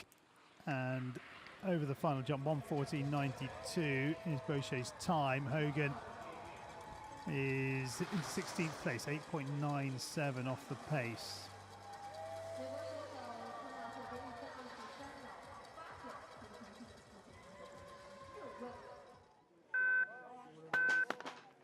James Whitley of Great Britain, next out of the start hut, 24 years of age, LW5 class, has impairment in both arms. Third Paralympic Winter Games for him, best of 10th in downhill and slalom in 2018. But in between Pyeongchang and Beijing, he's joined the Team Brit motor racing team, which comprises of drivers with impairments, and they're looking to race at the Le Mans 24 Hour in motorsports. So still in the speed section, but a different type of speed. Great velocity under the skis here from James Whitley. Strong finish. Pushes forward a little wide in the line here. 1:14.92, 8th position, 4.13 off the pace for Whitley. Good skiing from him.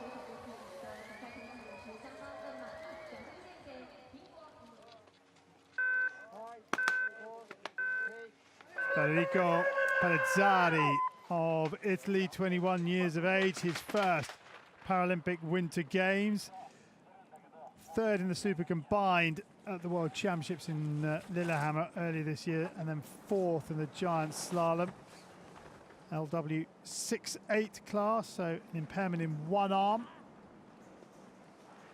And 1.22 off the pace at the first split. That's grown to 2.67.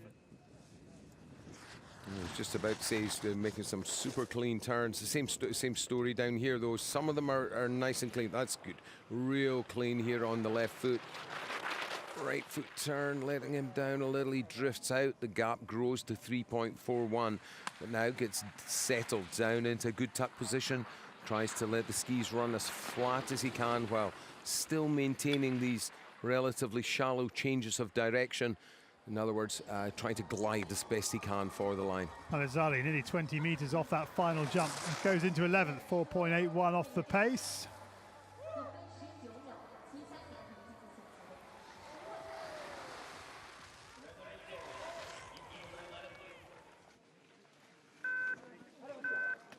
Oscar Burnham of France, 22 years of age, in his first Paralympic Winter Games. Took up skiing after Pyeongchang.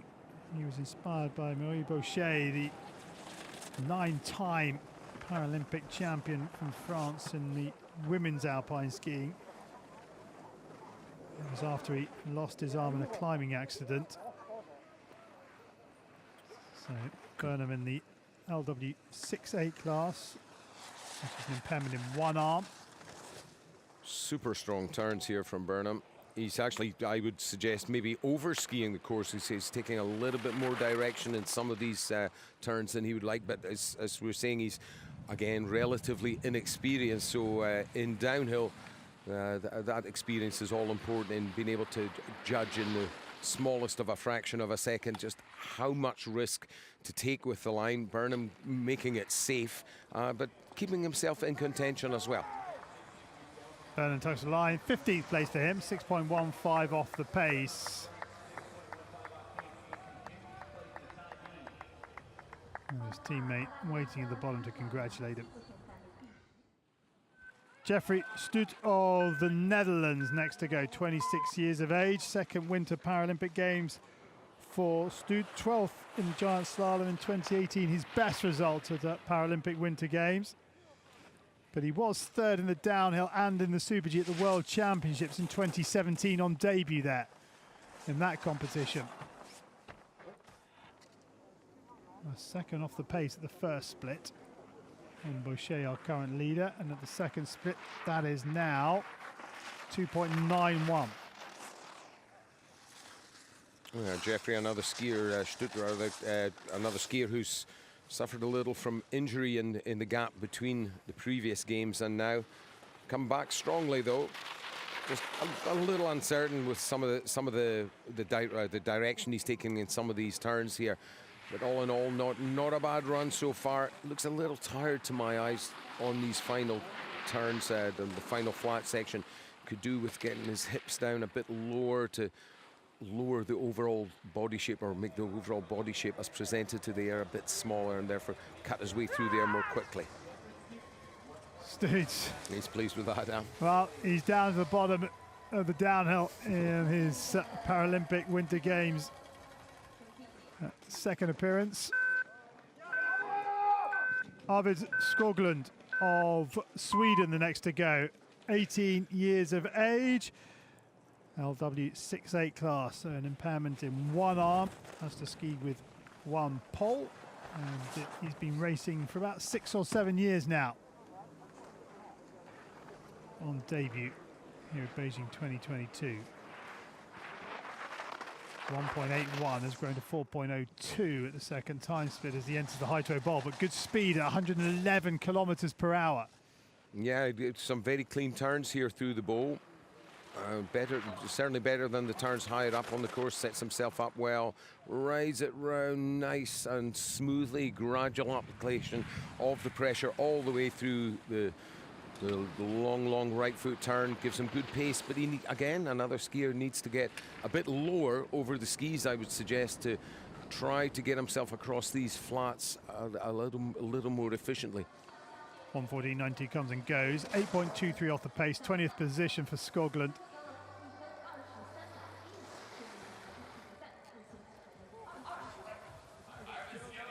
Bib number 33, Spencer Wood of the United States of America, LW at 9 class. So impairments that affect arms and legs for Spencer Wood. And second Paralympic Winter Games, he raced the tech event, so giant slalom and slalom in 2018. Certainly no lack of attack here. You can see the body language telling me very clearly this is a skier taking a brave approach to this downhill competition.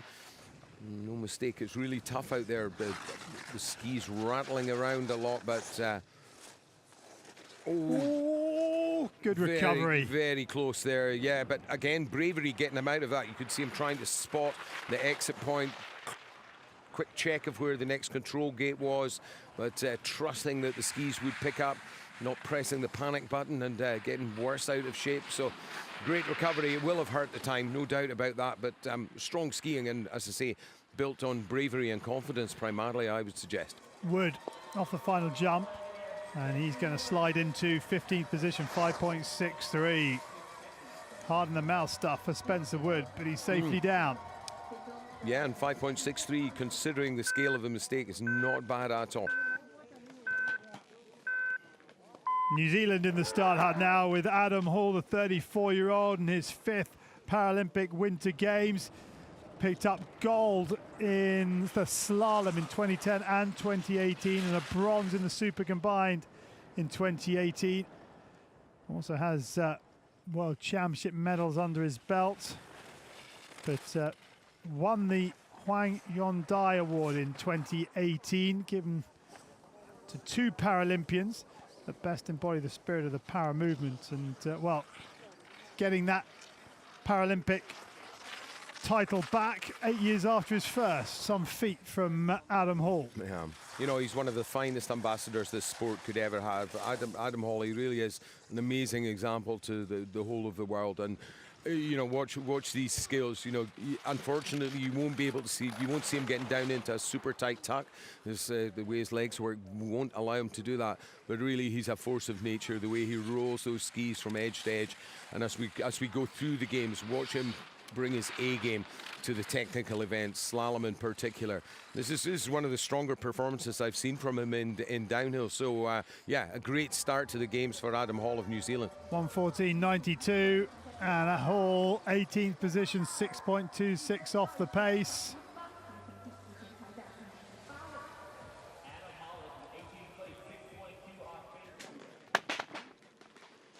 Leander Kress of Germany, bib number 35. He's 21 years of age. LW2 class, and has a significant impairment in one leg. But he is out at the bottom of the high toe bowl. I think it's actually on Whiteface, just on the opening turns. I think he's. Let's see what's happening. Here's the slow-mo, drops in, but let's the outside ski get, or the ski get just a little bit too far away from the centre of mass, leaning in a bit too far for these bumpy conditions. He might have got away with that. It would have worked out probably quite well if the course had been a little bit smoother, but yeah, you need to make the inclination to put the ski on its angle to make the geometry of the ski bring you around the turn, but you can't afford to go too far towards the inside of the curve. Otherwise, ultimately, the ski loses pressure, straightens out, runs out the curve, and leaves you, like Leander found there, down on your side very rapidly. Looks to be unhurt though. That's the main thing. And so far, hopefully today, we've had there's been a few spills, and I won't make any predictions, but it's an exciting race so far. Everybody bringing their best to this very, very challenging Paralympic Alpine hill.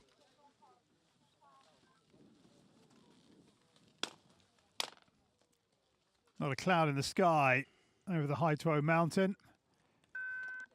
As Jesse Keefe of the United States of America prepares to lay down his challenge.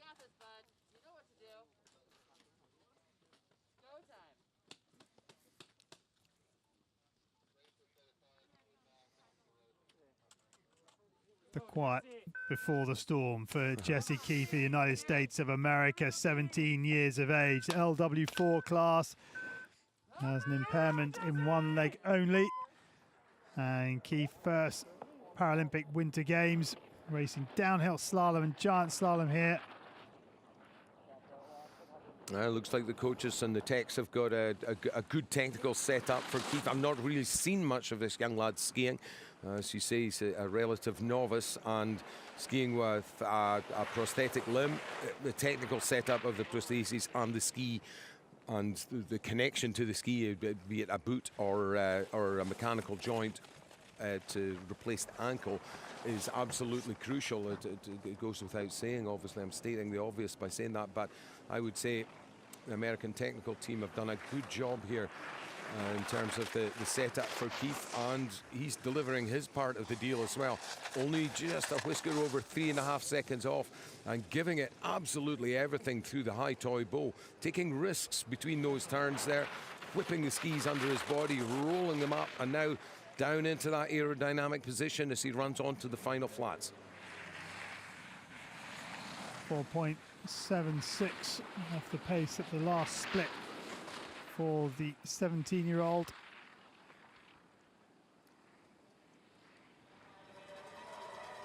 And tucks for the line, 1:14.92 has gone, but 21st position for Jesse Keefe of the United States of America.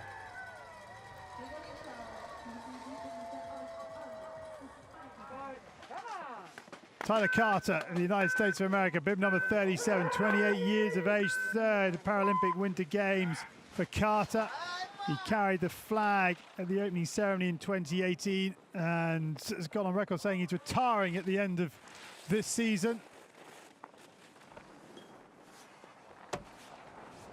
Yeah, good start to his competitive week.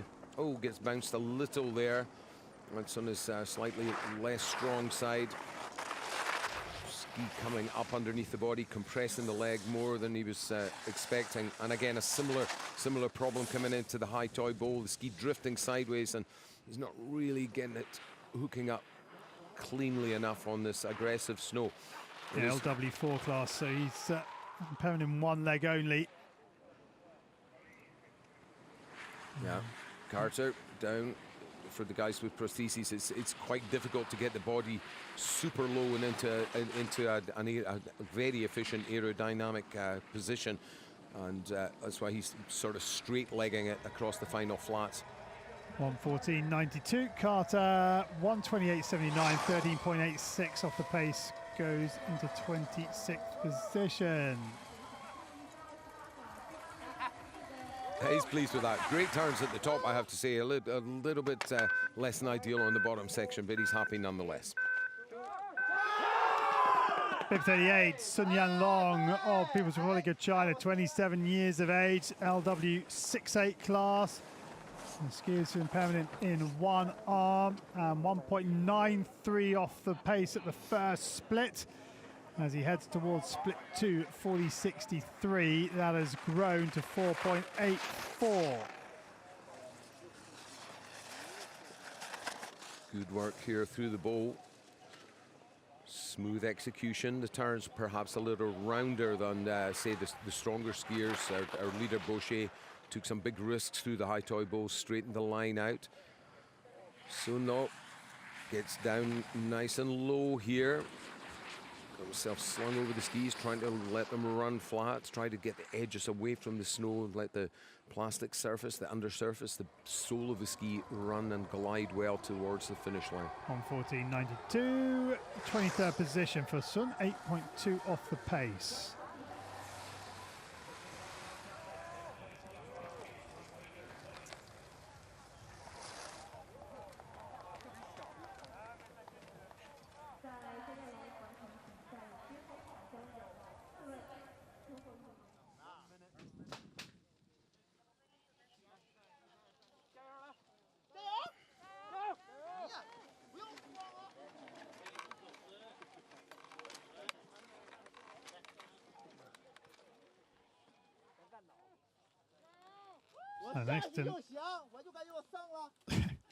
Next in the start is Son Hongshen, who seems to be pretty relaxed, 27 years of age. 30 seconds.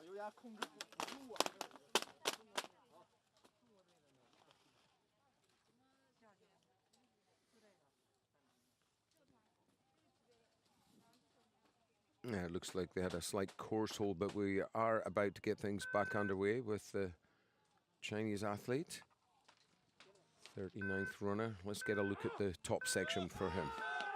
Sun Hongsheng of the People's Republic of China is underway. The only athlete in the men's downhill standing in category LW57, which is athletes with impairment in both arms. And some athletes, as in Sun's case, have amputations in both arms as well. He's done a good job up on the top section. This is the first we've seen of the white-faced pitch for a few runners. The start interval between the skiers such that we have to lose about 20 seconds of the live run. But the course on the top section is holding up well. I was a little concerned it would be getting super choppy. We have the sit skiers coming up, and for the male sit skiers, we need at least a relatively smooth surface. And once again, I have to say all full marks to the course workers.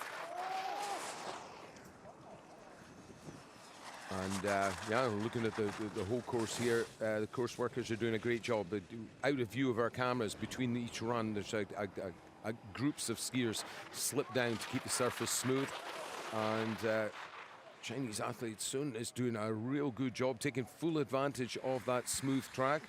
Skiing here on home snow, now gets down low over the skis. Just a little over 10 seconds off at that final pitch for our, Paralympian debut. His debut. This is a strong run. A little uncertain of the line over the rock jump. 13.08 off the pace for Sun. But he's safely down on his Olympic debut.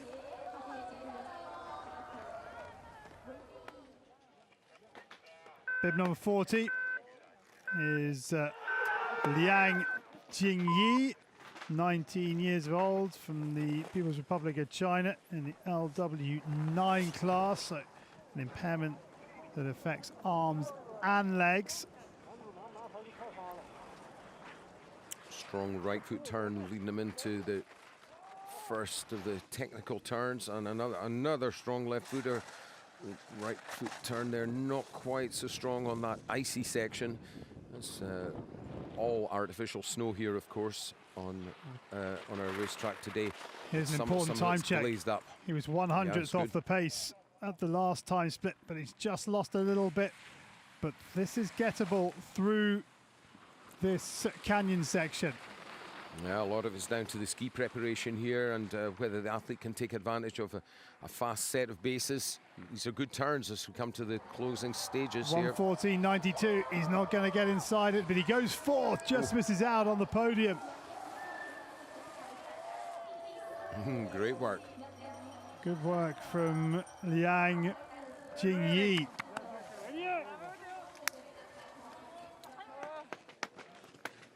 Bib number 41, New Xiaoli, 22 years of age. LW68 class, an impairment in one arm. Started skiing back in 2016.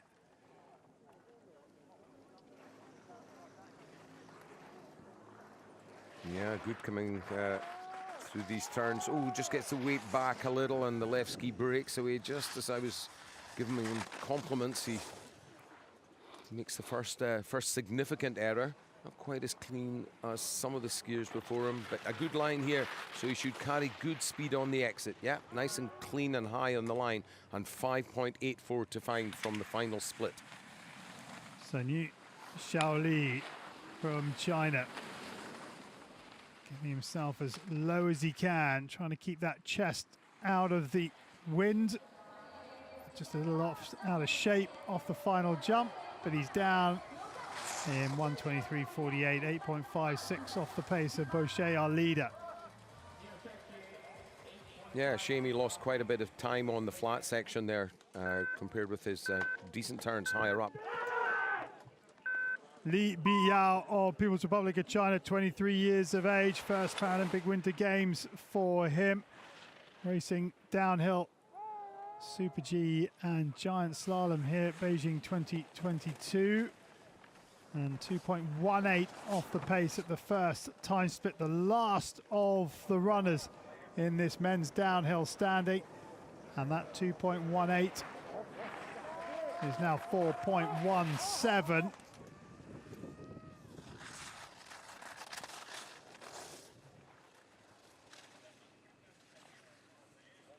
Down through the high toy bowl, switches left, right onto this important right foot turn. That gap's grown again a little as we would expect. Again, I have to say it's a strong ski from a fairly inexperienced skier. When you look at what are likely now to remain the podium positions, there's a wealth of experience up at the sharp end, but back in the later runners, there's some great talent up and coming, and particularly from the People's Republic of China. 1:23.08, 24th position for Li. He's pleased with his run, and that's a great way, again, confident start to his game, so we can expect more strong skiing from he and his teammates as we go through the week's competition.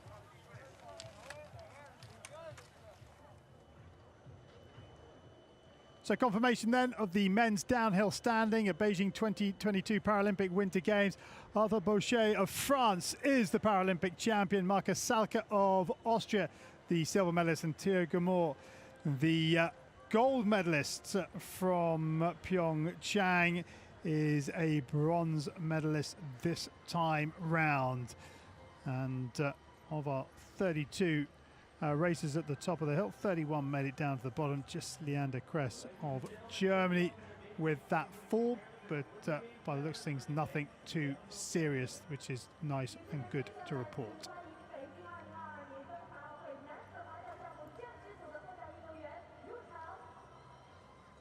So the recognition ceremony for the men's downhill standing at the Yansing National Alpine Ski Centre. Medals to be presented later on day one at the Yansing Medal Plaza. But on third place, it's Switzerland's Theo Gamur, the downhill Super G and Giant Slalom champion from 2018, a bronze medal this time round in Beijing. Markus Salka, the world champion, picks up a silver medal in Beijing.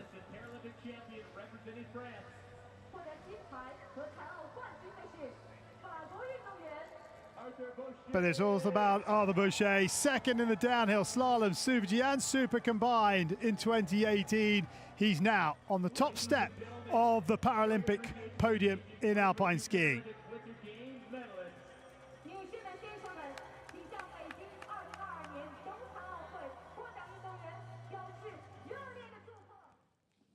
The men's downhill sitting in the Para-Alpine skiing program of Beijing 2022. And here is the start list. 25 racers from 14 national Paralympic committees at the top of the hill. Jesper Pedersen, the world champion, will get us underway. And he'll be followed up by Kamschere of the Netherlands. And, well, the sixth and last of the gold medals to be decided on day one of this Para-Alpine schedule at Beijing 2022. And which one of these athletes will find the gold medal around their neck later on today? Well, it's really quite a wide open competition. Kamschere and Pedersen are the two favourites, but I wouldn't call them hot favourites. And the men's sitting category is also one of the most hotly contested. We're going to see some very, very exciting racing as we close out our first day of Para-Alpine skiing. Andrew Kirker with bib number 48 is the defending Paralympic downhill champion.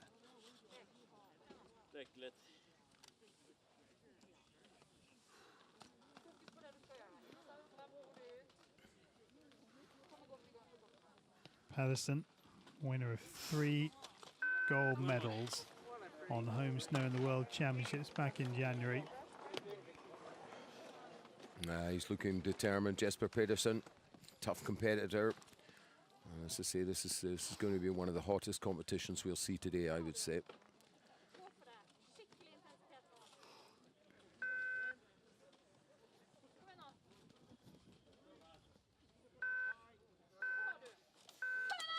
Jesper Pedersen of Norway, the world champion in downhill from Lillehammer in January this year, gets the men's downhill sitting underway at Beijing 2022.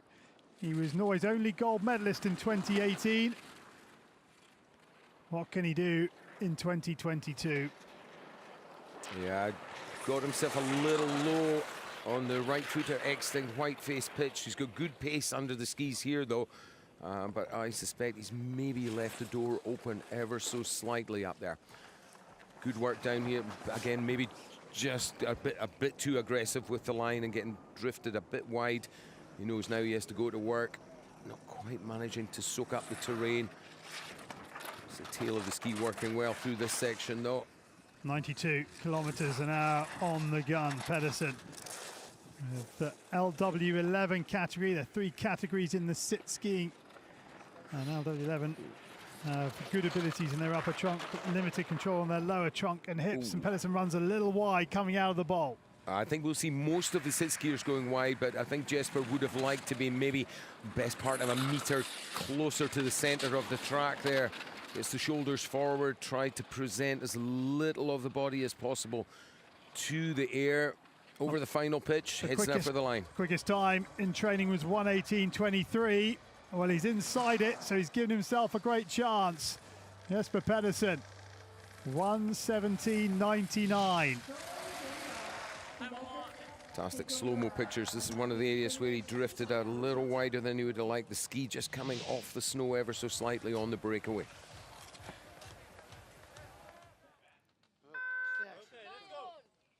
Jeroen Kamschere of the Netherlands next to challenge, second Paralympic Winter Games. He was a gold medalist in the Super Combined in 2018, and he's the world champion in Super G from this year.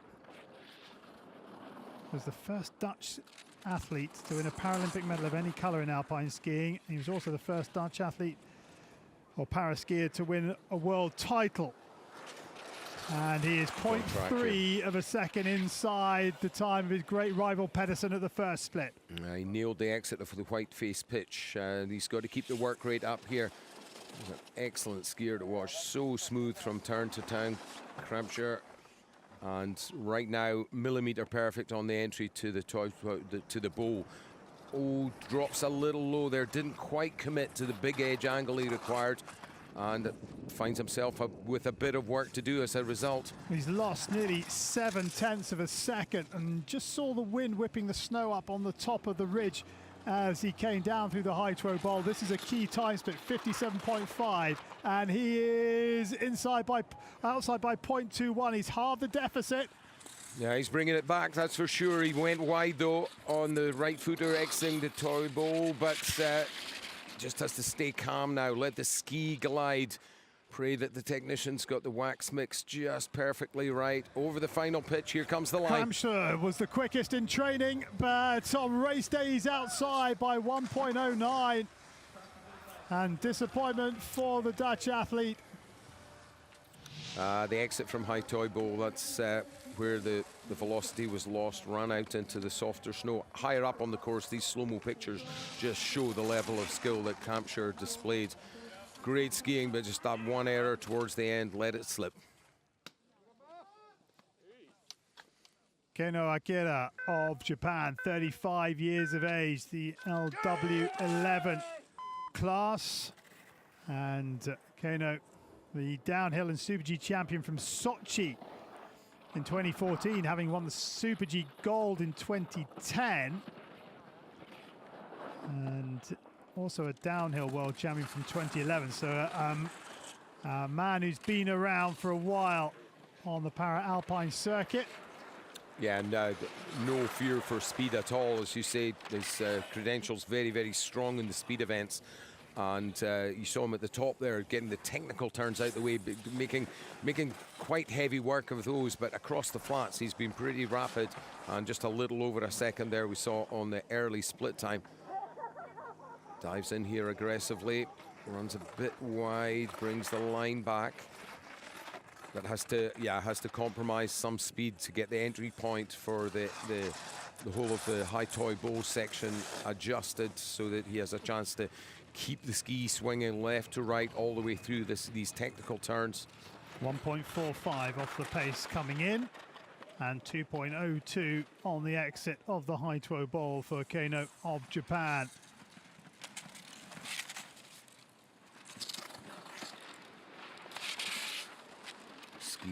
Or the ski and the rig working very well, I would say. Very, very smooth execution, very little chatter from the skis. 1:17.99, Pedersen's time, that's come and gone, and Keno will slide into provisional third, 2.59 off the pace. That's quite a big gap for others to ski into. Here's a good example of what I was mentioning when you watch how smooth ski works. Smoothly rather, runs on the edge, and the suspension system keeps it running smoothly, and athlete able to use his skills to execute some really fine turns there. Suzuki Takeshi of Japan out of the start hut with bib number 46, the Paralympic slalom champion from 2014, when he also picked up a bronze medal in the downhill. A four-time world champion as well, but that was in slalom and super combined and giant slalom. Suzuki Takeshi in touch here, 0.74, keeps him in the medal zone. A very skillful technical skier, makes big angles with his rig. You can see almost the whole of the base of the ski as he tips into these more technical turns. You'll see it when we look at him from below. Or gets a little bit of air, and as a result gets pushed low in the line. Can't carve in the air, sadly. 1.87 now off the pace. Yeah, and I think that gap will grow just a little because of that mistake off the jump. Got to minimize the air time as well as maximize the directional change. 57.5 Pedersen's time, 2.56 for Suzuki. But he didn't run as wide as others, but perhaps because he didn't have quite as much pace. Yeah, I would agree. You can almost see that he's able to cut a straighter line across the flat section here, and yeah, has to sit tight basically and hope the skis run, or the ski runs well rather, and gets him to the line as quick as possible. 122.84, fourth place for him. 4.85 off the pace for Suzuki Takeshi of Japan.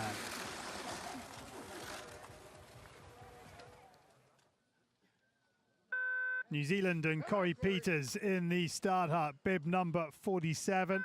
Peters in his third Paralympic Winter Games. Bronze medalist in 2018.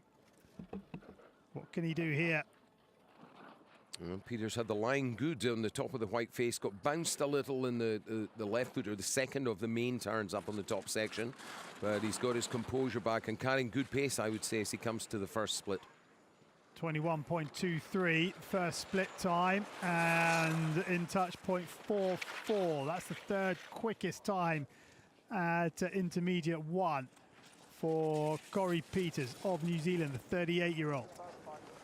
Oh, great turn there, coming across this little intermediate flat, and oh, real deep angles. Very, very strong skiing here from Peters, but unable to bring the, I think he's going faster than anybody else. Well, he's got the green light. 0.14 the right side of the clock from Peters. He's found over half a second through the Silk Road and roller coaster section. Can he maintain the green light through the high toe ball? Here is the exiting time split, and he has 6/10. Great skiing through the high toy bowl from Corey Peters. Now ski must run for him, otherwise that advantage will bleed away. It looks good, looks to be carrying good pace, and he has the line millimetre perfect across the flats. 1:17.99 is Pedersen's time. Here comes Peters for New Zealand, and he's inside by 1.26 seconds. What a ski from Corey Peters of New Zealand. Oh, amazing set of turns through the high toy bowl. Gave him the pace to carry that velocity across the flat. Higher up on the course here in the slow-mo, you can see the level of risk he was taking. On the thin line, the ragged edge, call it what you will, but that's amazing skiing from Corey Peters of New Zealand.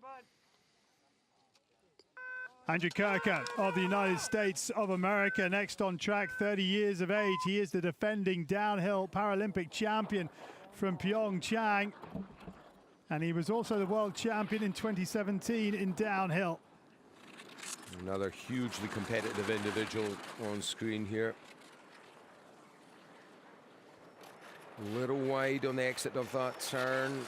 Kirker, though, is really flying. 0.98. That's a huge advantage on the top section. He's really skied that well. Now, Kirker, LW 12-1, so the same class as Corey Peters of New Zealand, our current leader. So this is an excellent ski from Kirker on the top. Yeah, it's fast. Can he bring the pace through these turns? He's better in contact on the snow than I expected him to be. He's carrying such velocity into the pitch there, but maybe a slightly wider line is where that time has gone. He's now trailing by 0.38. He's quicker on the speed gun than Corey Peters. That doesn't necessarily mean, though, that he will get the time back through the bowl. We'll find out now. 56.9. It's 0.71 the wrong side of the clock from Kirker's point of view. Yeah, and having to make a turn there, you saw just as he went out of view to the previous camera, had to make quite a strong line adjustment to get the direction towards the right side of the piste. I think that will have maybe scrubbed 1 or 2 kilometers per hour off his ultimate velocity. 1:19.08 to be on the podium for Kirker, and he's third. He is on the podium, 1.64 off the pace. The defending champion gave it a good shot. He certainly did. Some brilliant skiing up here. Hanging on to the line, not making any rash adjustments. You saw he was wide on that previous turn, but gradually worked the line back underneath the body. Great skiing.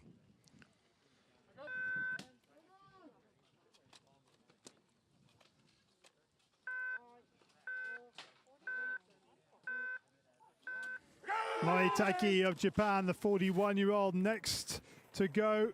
He made his Paralympic Winter Games debut in 2002 in Salt Lake City. has 4 silvers under his belt. A giant slalom silver in 06, a downhill silver in 2010, Super G in 14, and the downhill in 2018. Taiki Mori gets a green light. That's a little bit surprising. He was scrubbing pace at the top of the white-faced pitch. A different tactical approach, I would have said it may not have paid off, but proves me wrong. He's really flying through this middle part. Well, since 2018, he's taken up para-lifting, para-weightlifting, and he's put on 5 kgs of weight. That is very, very wide, and he has to come an awfully long way back to make it. He's right on the edge, but he's significantly slower than those before. Yeah, 100th of a second though on the clock. It's such a cruel sport, this, the narrowest of margins, and he's fighting hard to make up for that that error that we saw quite plainly. The exit of Hai Toi Bowl though. Well, he's 0.33 off the pace. It's still very close, but has he got the speed from the bowl into this canyon section? The time of Corey Peters, our leader, 1:16.73. Podium, 1:18.37. Mori tucks for the line, and he's made the podium by 0.08 of a second. He knocks off Andrew Kirker. Yeah, he'll be pleased with that. You know, I think you're seeing that in the relief on his face. There were a couple of pretty big mistakes up there, but the skiing in between was flawless. Two quite big mistakes, but right now, 3rd place is very well earned. Sam Tate of Australia, the next to go, bib number 50. 2nd Paralympic Winter Games for Tate. 30 years of age, resides in the Australian ski resort of Thredbo in New South Wales. His best finish in his first Paralympic Winter Games appearance was 11th in the downhill, but very much in touch. Yeah, good top split, you know, and there were a couple of little mistakes that I saw Sam Tate make, but looks to be just taking a nice, calm, measured approach to this. You need to be confident and attack the thing. Don't get me wrong. You can't get away with taking a leisurely ride down here. Otherwise, the course will spit you. Oh, Tate, though, he was doing the right thing there, you know. He was just bringing the turn back. He knew he'd started the turn a little bit late, but thought he could ride it out, but the loose snow at the side of the ideal spot of the line catching him out and the ski running away as a result. That's a little bit unlucky because, as we saw in the split time, he was going really well. Just as he runs wide here, watch, he goes out into the loose snow and the ski's not going to give him purchase, and down he goes. A fairly tame fall, despite the pace there being somewhere in excess of 60 miles per hour. We're seeing speeds of over 100 kilometers per hour, aren't we, on the clock, on the speed gun rather. We certainly are. And disappointment for Tate.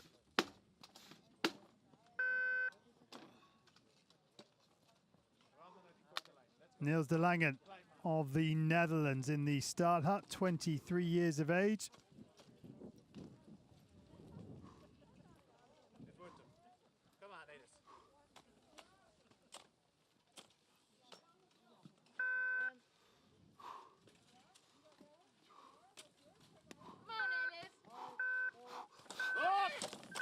Niels de Langen of the Netherlands on his way. 2nd Paralympic Winter Games for him. His best finish in 2018 was 8th in the Super Combined. But he does have World Championship medals to his name, 3 of them. Giant Slalom silver in 19, and then a bronze in Slalom and Super Combined in 2022. And at the first time split, de Langen is inside by 2200ths. Great start from the Dutch athlete. Yeah, carrying a lot of velocity off the white-faced pitch.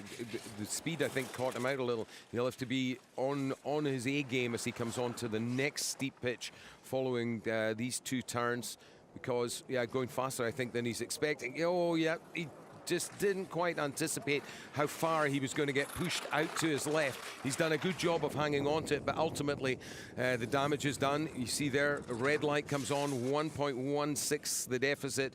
He'll do everything in his power to try to regain that and focus on the turns ahead of him. But yeah, that ultimately I fear will be quite a costly mistake. That grows to 1.98. He had that rig right on its side. He realised he was going fast. He tried to anticipate that turn. And again, just shouting at himself on the way down through the canyon. And it's really eerily quiet when you go through the canyon because you're on your own there. There's no room for spectators or anything like that. 1:20.29 goes into 6th place. Oh, that's a shame. But for that mistake in the middle technical turns, then that could have been a very different result for De Langen. He'll be doubly disappointed, I think, when he sees the split times in the post-race analysis. Floris Meyer of the Netherlands next to go. Meyer, 32 years of age, former ski instructor. He used to compete internationally, but this is first Paralympic Winter Games. Was 4th in the downhill at the World Championships in Lillehammer in 2022, and he's low coming off Whiteface. Yeah, he wasn't able to switch the rig or switch the ski from edge to edge quite quickly enough. Difficult up there in Whiteface. If you don't get the initiation of the very first turn just absolutely right, then you're battling the hill all the way down. Have to say though, 0.31 of a gap. He's done well to hang on to such a narrow margin there. Let's see what he can do come the next technical section. These are great turns, these long, fast turns. The athlete has to be patient, lay the rig over, ride the turn around. But right here, they have to really sharpen things up and go to work. He was too wide. Yeah, Meyer just didn't quite get that initiation, didn't roll the ski across on that early left foot turn coming onto that pitch. Oh no, he could be off here, because that is the Hydro Bowl, and it's very steep. Yeah. He's far left, there he is. And you'll just get an idea now how steep and icy this track is. And he'll be okay here. The soft snow should slow him down a little. Good news is that Floris Meyer, I'm pretty certain he's uninjured there. Just a bit of a dent to his pride. And another athlete, I've said it already, I think he'll be a bit disappointed when he sees the split times later on. He's really flying on the top section. Just look at the pace he's getting now. And that will just slow him up a little bit, but he's gone top to bottom of the Hydro Bowl here. Yeah, just here, this is where things start to go wrong. Just the velocity, I think, surprised him, and he didn't quite lay the rig over early enough. You have to be bold there. You can't see where the terrain is dropping to. You can't see the middle or the exit point of the turn that lies ahead. So you have to trust in your skills and what you've learnt in the course inspection and in the training runs. You have to remember just absolutely precisely where you need to send the ski as you come over that blind crest. And it takes a huge amount of bravery to be able to do that, because you are literally launching into the unknown. So unfortunately, competition at this pace doesn't always go according to plan, and another skier goes down and sideways out of the competition. Here he is, he's skiing down the bottom section though, so good news is there that the Dutchman is unhurt. Skiing down, escorted by one of the Dutch coaches there, gets him safely off the course. So no Murat Pellets in the start huts. So no bib number 53, so we move on to number 54, Ravi Dragan of the United States of America. And that course hold after the fall of Meyer. That's the view out the start huts.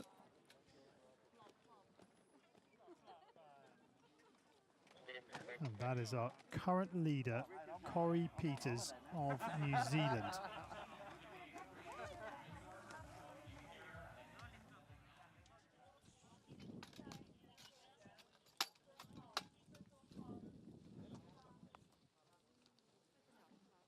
Full send, baby, full send.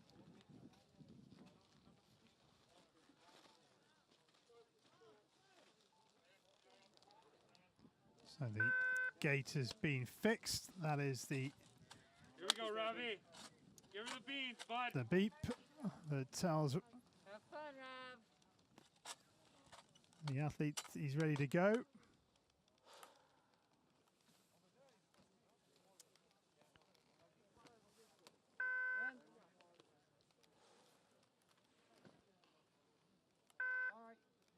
Ravi Dragan of the United States of America, 32 years of age, in the LW12 class. So in the class that has the most function in the trunk.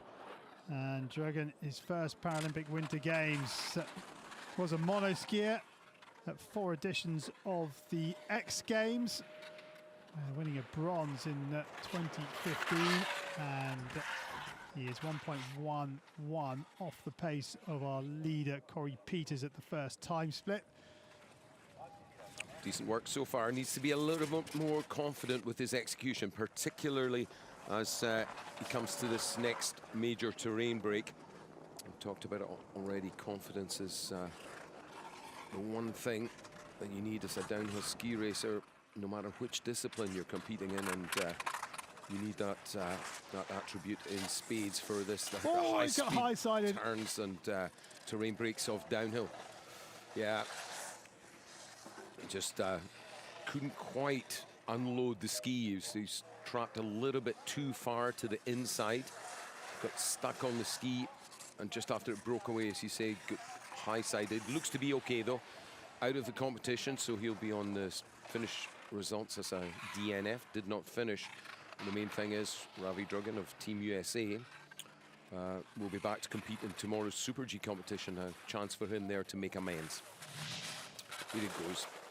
Stuck on the edge there, that aggressive snow catching him out, and then as the rig starts to straighten up and the edge angle decrease, the ski just caught in the slightly looser snow at the side, and down he went.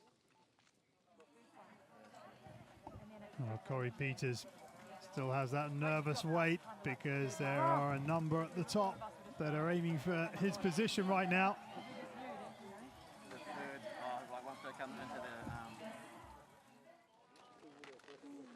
13 remain at the top of the hill. That's Brian Rowland from Canada.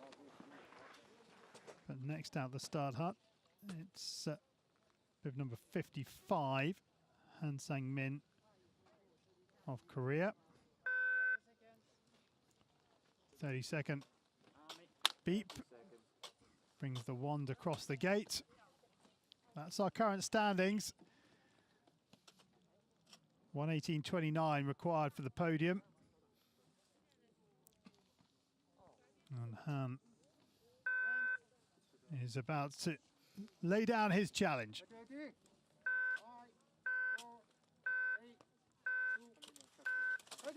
Han Sang-min of Korea, the 42-year-old who made his Paralympic Winter Games debut in 2002. As a podium in giant slalom, as a silver, but he also won gold in wheelchair basketball at the 2014 Asian Para Games. Yeah, a good all-round skier, as you're pointing out, and he's showed those technical skills, if you like, you know, the turning skills, as it were, showed those to good effect up on the white face bowl. Good solid top section, hasn't really made any significant errors, so should be keeping himself, relatively speaking, in touch. The podium may be quite safe. Yeah, saying taking giving the course a little more respect than some of the athletes, but keeps him solidly on the ski and allows him to make those turns nice and precisely. It's going a slightly rounder line, as I say, and consequently we're seeing the gap growing. 5.01 there at the previous split. But a good dress rehearsal, if you like, for tomorrow's Super G for him. So we should watch him very closely. A different competition, obviously, the Super G. Turns about 50 meters apart. Some of the turns here are stretching up to 80, 85, almost 100 meters for some of them. So that technical execution that he seems to have mastered very well will stand him in good stead in tomorrow's comp. Han off the final terrain change, and he'll stop the clock at 1:26.7, 9.96 off the pace, slides into 9th position.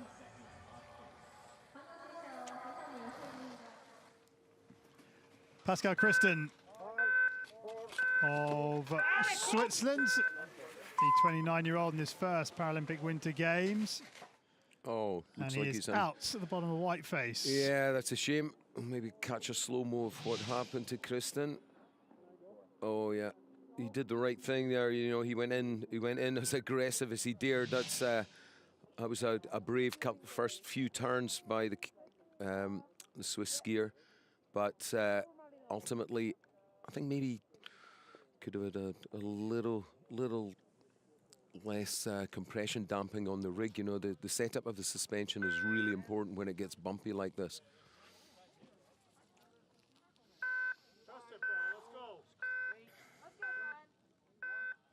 Brian Rowlands of Canada, the 35-year-old, the next to challenge first Paralympic Winter Games. He took up paraskiing in 2017, began competing in 2018.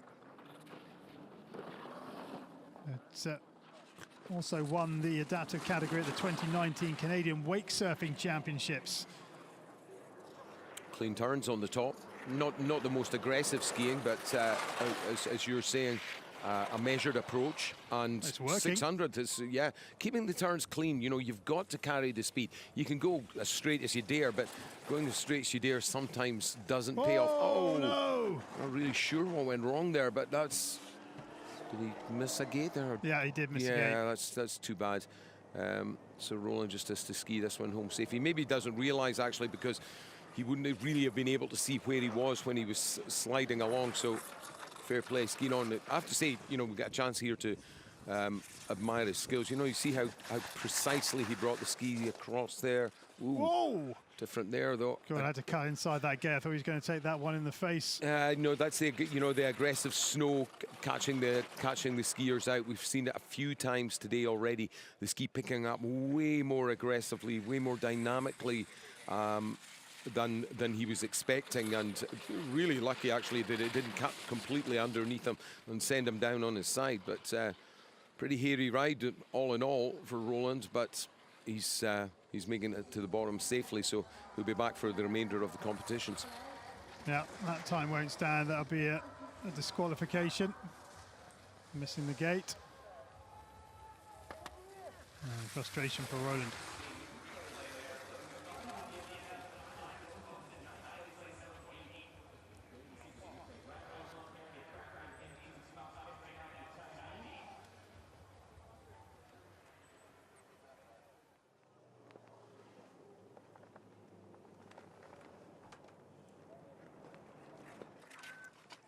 Aaron Ewan of New Zealand, bib number 58, the 25-year-old in his first Paralympic Winter Games. He missed out in 2018 after fracturing his hip in the December before Pyeongchang.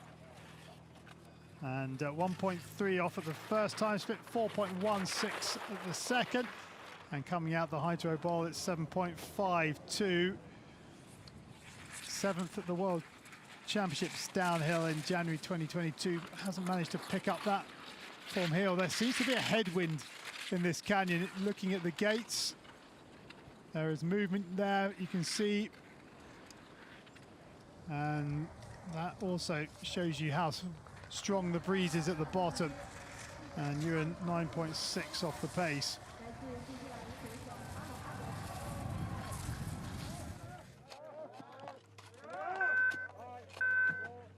Gong Xiaolin from the People's Republic of China, 32 years of age. Only took up the sport in 2017. And this is first major championship, first major international championship. Now the LW10 class.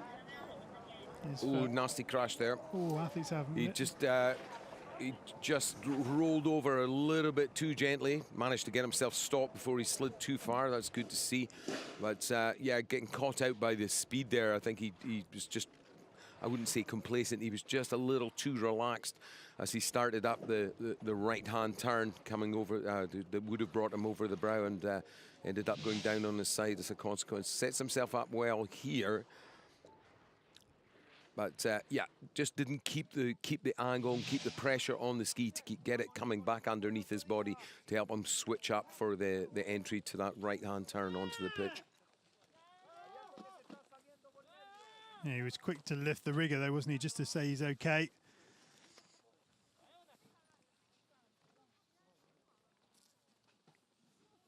And another athlete from People's Republic of China in the Start hut.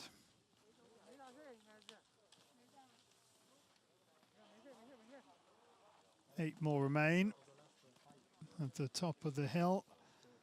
All trying to knock off our leader, Corey Peters of New Zealand.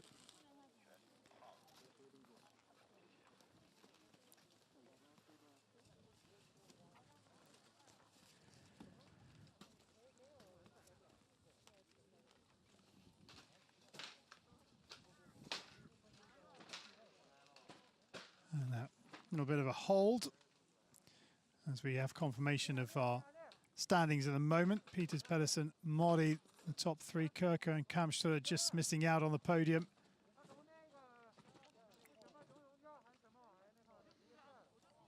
The course workers will be using this little hold to clean up the course, take out any of the worst of the holes as the snow gets a little warmer. It is beginning to chop up, but should stay in decent shape for the remainder of the runners.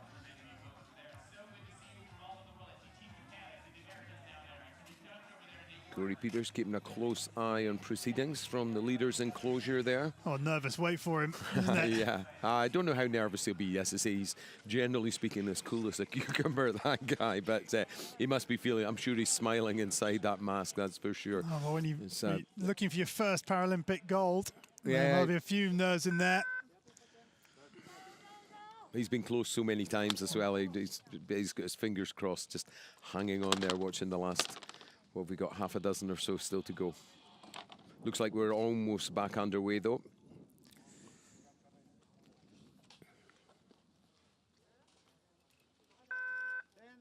Ten seconds for Chen Liang. Bib number 60, Chen Liang from the People's Republic of China, 24 years of age. His first Paralympic Winter Games. He had success on this hill in the National Games last year. Let's have a look now at this whole track. First intermediate, 21.67 for Peters.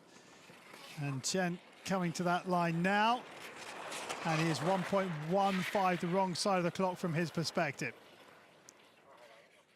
It's strong nonetheless for you know, for a first timer at a competition of this level. You're competing against the very, very best in the world. There's always a home snow advantage, but it's fairly marginal. I have to say, a little wide there by Chen. And the next time, well, he's managed to stay upright, but that 90.8 has dropped right off, obviously. Yeah, nice save there. But yeah, we always talked him into that mistake there. You know, he'd gone a little bit late on the previous turns, and now, yeah, the concentration, I think, is gone now. He just needs to settle down. There's nothing he can do. He's almost out of the steeper section, so very, very little he can do now to limit the damage, and he's just got to ride this one home, keep it safe, keep it upright all the way to the line. But barring that first mistake, you know, the first mistake really seemed to get the better of his concentration, and a couple of other big skids and slides followed in pretty quick succession, but now he should get home safe from here. Chen down in one piece. There are a couple of scary moments. 11th place, 16.35 off the pace. Well, that's his first run out the way. Nicola Biscay-Hudson of Chile, the next to go, 23 years of age. Second Paralympic Winter Games. He was 9th in the slalom in 2018. That was his best result. He does well to bring it back for that blue gate. Oh, yeah, that's the difference. We see some of the skiers, the less experienced, trying to rush things when the turn is getting away from them. But Hudson did a great job there, just staying calm. But no, that one got away from him for sure. Got drifted out a bit too far to his left and run himself out of space to make the next left-hand turn, if you like. He's uninjured though, and he'll get back for a second shot in tomorrow's Super G. Let's have a look back. Yeah, he got run. Again, another skier, I would suggest the rig may be set up a bit aggressively. The shock absorber not being allowed to compress as much as he would have liked. I think he'd be better with less compression damping, you call it, so the rig actually can compress more and soak up more of the energy that's coming back through the ski from the snow and from the bumps in the snow, more importantly. But we'll see how he gets on in the following competition tomorrow. Here we go, back underway here away. Pavel Bubasek of the Czech Republic on track, 37 years of age. Second Paralympic Winter Games for Bubasek. Also a para-golfer. Finished 11th at the 2016 European Para-Golf Championships. And he's 3.31 off the pace at the first time split, and now 6.16 off the pace coming into the Haito Bowl. Yeah, a good tactical execution here. He's, you know, to me, he doesn't look that comfortable with the high velocity, but he's doing a good job of keeping on top of things, giving himself a bit of extra space. Oh, just as I say that. Oh, big hit into the netting. Big heavy hit in the net. Yeah, I was as if his concentration just went away. He needed to stay engaged with this right foot turn, the left-hander turn that's just down in the bottom left of our screen. But he's got the rig upright, and he looks to be unhurt. It was frustration, wasn't it? Job. Yeah, you know, that he must have thought, okay, this is the last turn, I'm nearly home, and then that's absolutely the wrong time to be letting little distractions come in. Let's have another look at it. Came in here well. Nothing wrong with that, but yeah, just letting the weight go a little bit too far inside. Thought he was going to be able to ride that one out. Should have had the shoulders just ever so slightly more level. Push that right rigger down towards the outside of the turn to help manage the force that the ski's bringing back towards the body. It's very easy to pick at the pieces sitting here in the commentary box. A different job altogether if you're out there on the hill. The best part of 100 kilometers per hour going around these turns. It's a great effort nonetheless, but good news for him is there's a full suite of competitions still to come. And as I've said already, it looks like we've got great conditions underfoot. The weather gave us a bit of a surprise yesterday, but certainly the state of the snow here is more or less ideal for the coming for today and for the coming competitions. So there's just a lot we can look forward to in the coming days, I think.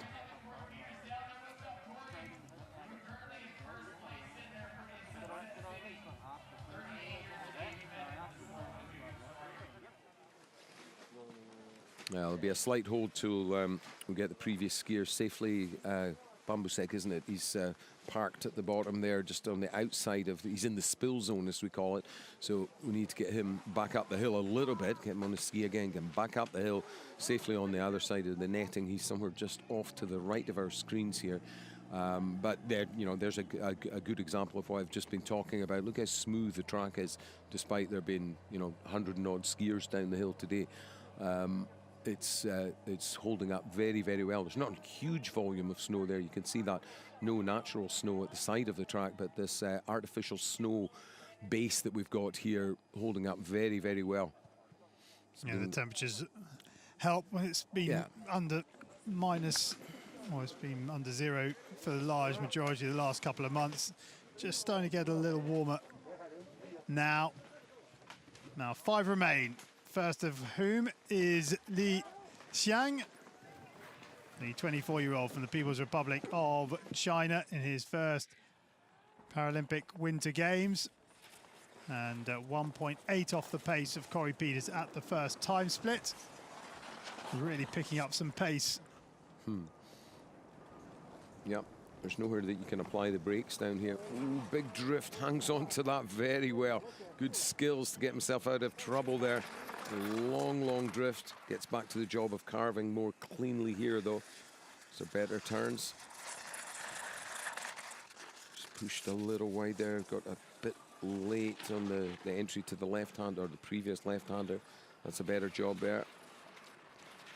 Now this one must keep working all the way through the turn. That's good. You can see him reaching pushing his chin forward, getting the shoulders to move forward a little, transfer some or keep some mass up on the front part of the ski to help it hold the carve all the way around. Yeah, good skills here from the later runners in the competition. Yeah, Li Xiang over the final jump, and he is home in a time of 1:28.87. Slides into 11th place, 12.13 off the time of Corey Peters.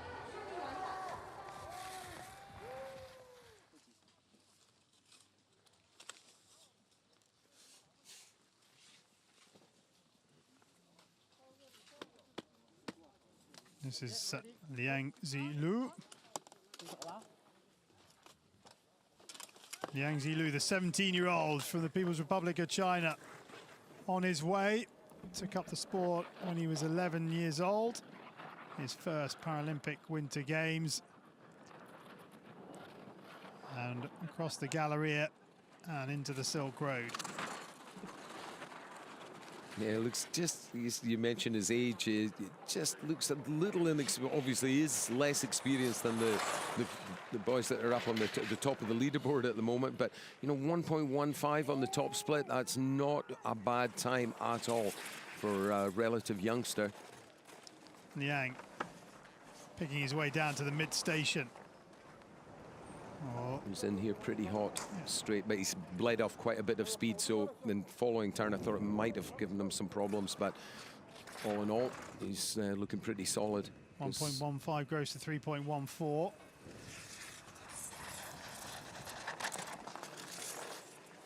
Choppy down here, some of the sections, just in between the turns, there's a few little ripples, and see the tip of the ski flapping around. Slightly unsettling moments for these younger, less experienced athletes, but 5.72, that's still very respectable for the final split. Now down onto the flats just before the pitch to the finish, so barring some sort of disaster on the final breakaway, he should be okay from here. Skiing inside the top 10 so far. Can he bring it home? Liang Zilu, 1:16.73, that's come and gone. And Liang, 9th, 7.26. He is inside the top 10 for the time being. 3 remain at the top of the hill.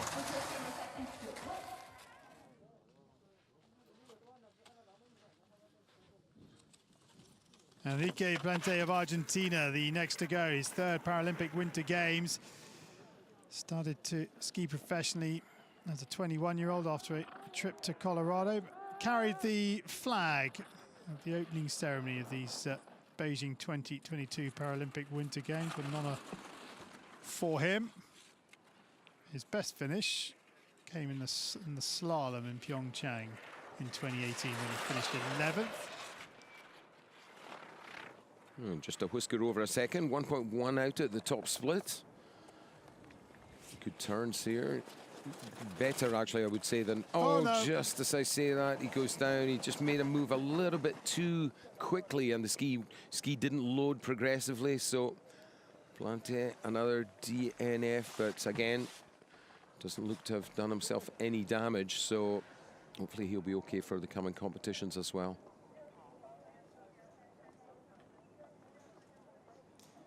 So, Enrique Plante is a DNF just being sent down to the mid-station where there's another service road just over this terrain change.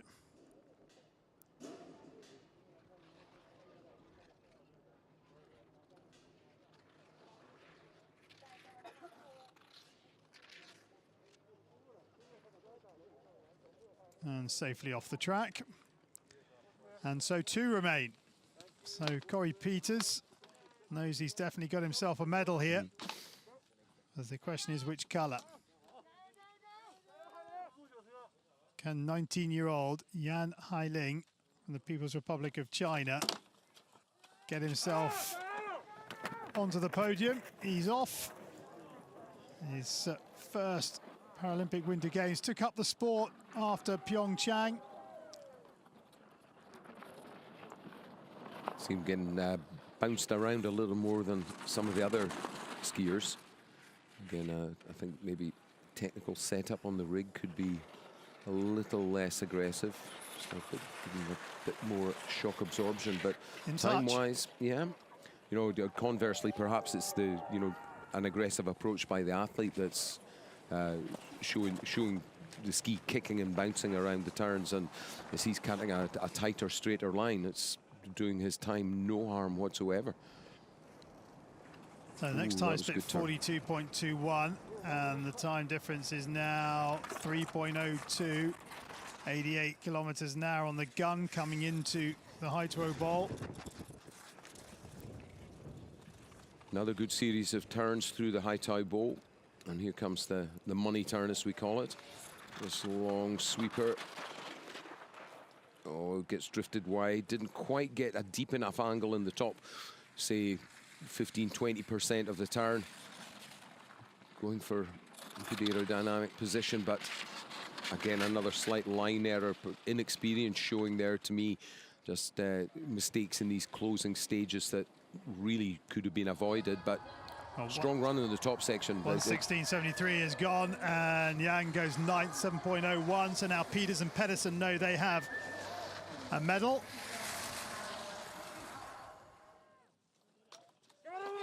Last of the athletes, Roman Rabel of Austria, the 30-year-old who is at his third Paralympic Winter Games, but he's got form. He was second at the World Championships in downhill in 2015, but he's been away from the sport for a couple of years and returned in 21.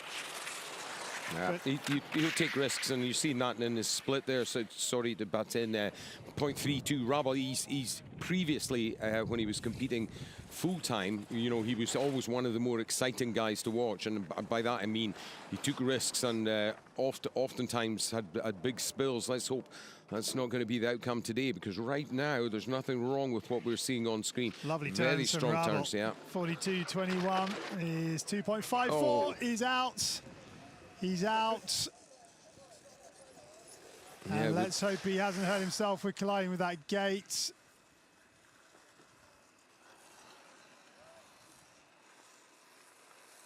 Oh, that's a real shame, you know. He was going well. I was a little surprised as he was as far off as he was on the second split. Hopefully he's uninjured. Yeah, a little wave. Just gave a little wave when he came up, but those poles hurt. And that is that. And those are our medalists. And it is Corey Peters who has taken the gold medal. Beautiful day. That wraps up our competition. We'll begin getting underway with the games recognition ceremony in a second. But thank you so much for coming out here. What an incredible day of competition. In confirmation of our final standings in the men's downhill sitting. But Roman Rabel just still sitting in the middle of the track. Yeah, let's hope it's nothing too serious. He didn't go down particularly hard, but he fell on the flat. And strange though it may seem, falling on the flat is usually a worse situation than falling on the steeper sections. Good to see He's him up, though. upright now, though, and yeah, making his way gingerly off the course. He is the last runner, though, so it won't interfere with his accident. Won't interfere with the remainder of or with the competition. Here's the doctor. Just going to check on Just him. having a double check, yeah.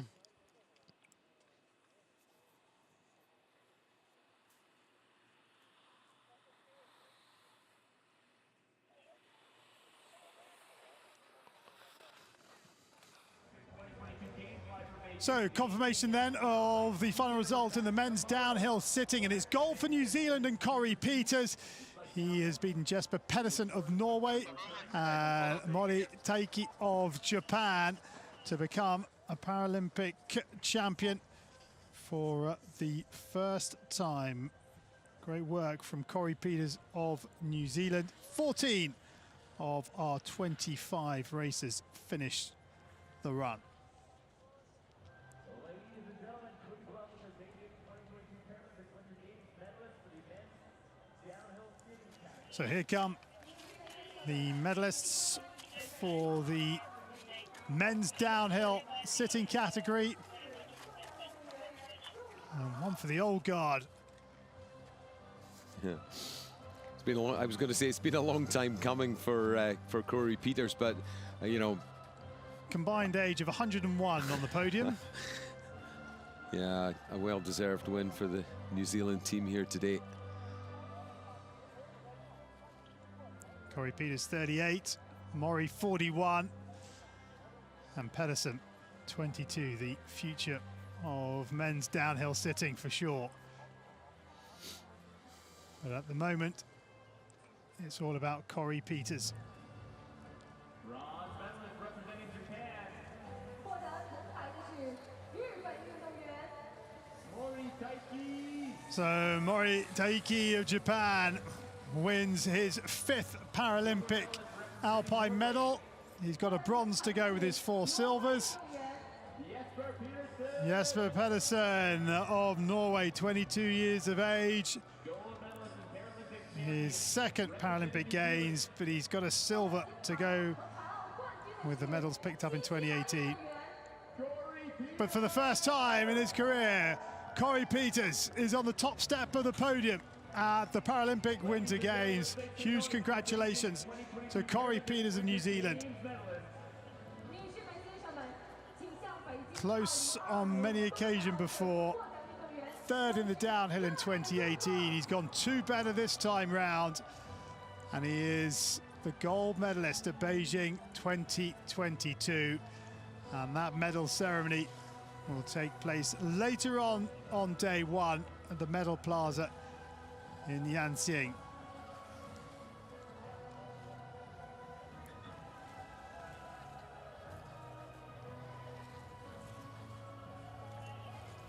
So the athletes leave the field of play and they wrap up what has been a fantastic opening day of competition in the Alpine program at Beijing 2022. 6 medals handed out, Incredible day of racing is ahead of us. Thank you so much for and we've had 3.5 hours of compelling action on the Haituo Mountain here at the Yanqing National Alpine Ski Center.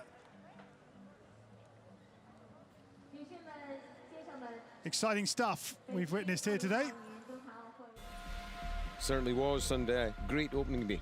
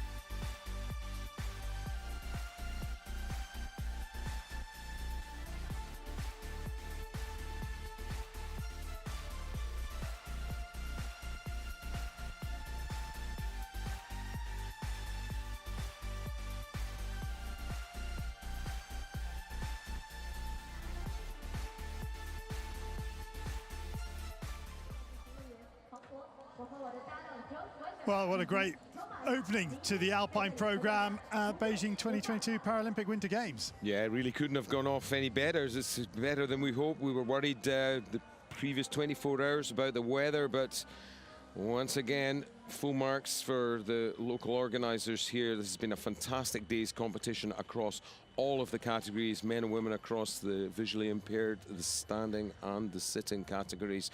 And I'm sure we've only got more of the same to come. So the course will be set up now for the Super G, and that's going to come your way on day 2 of the Beijing 2022 Paralympic Winter Games. But it was all about downhill today, and 6 gold medals really well earned by the respective athletes. Thanks for your company, and we'll be back to do it all again on day 2 when it's Super G Day.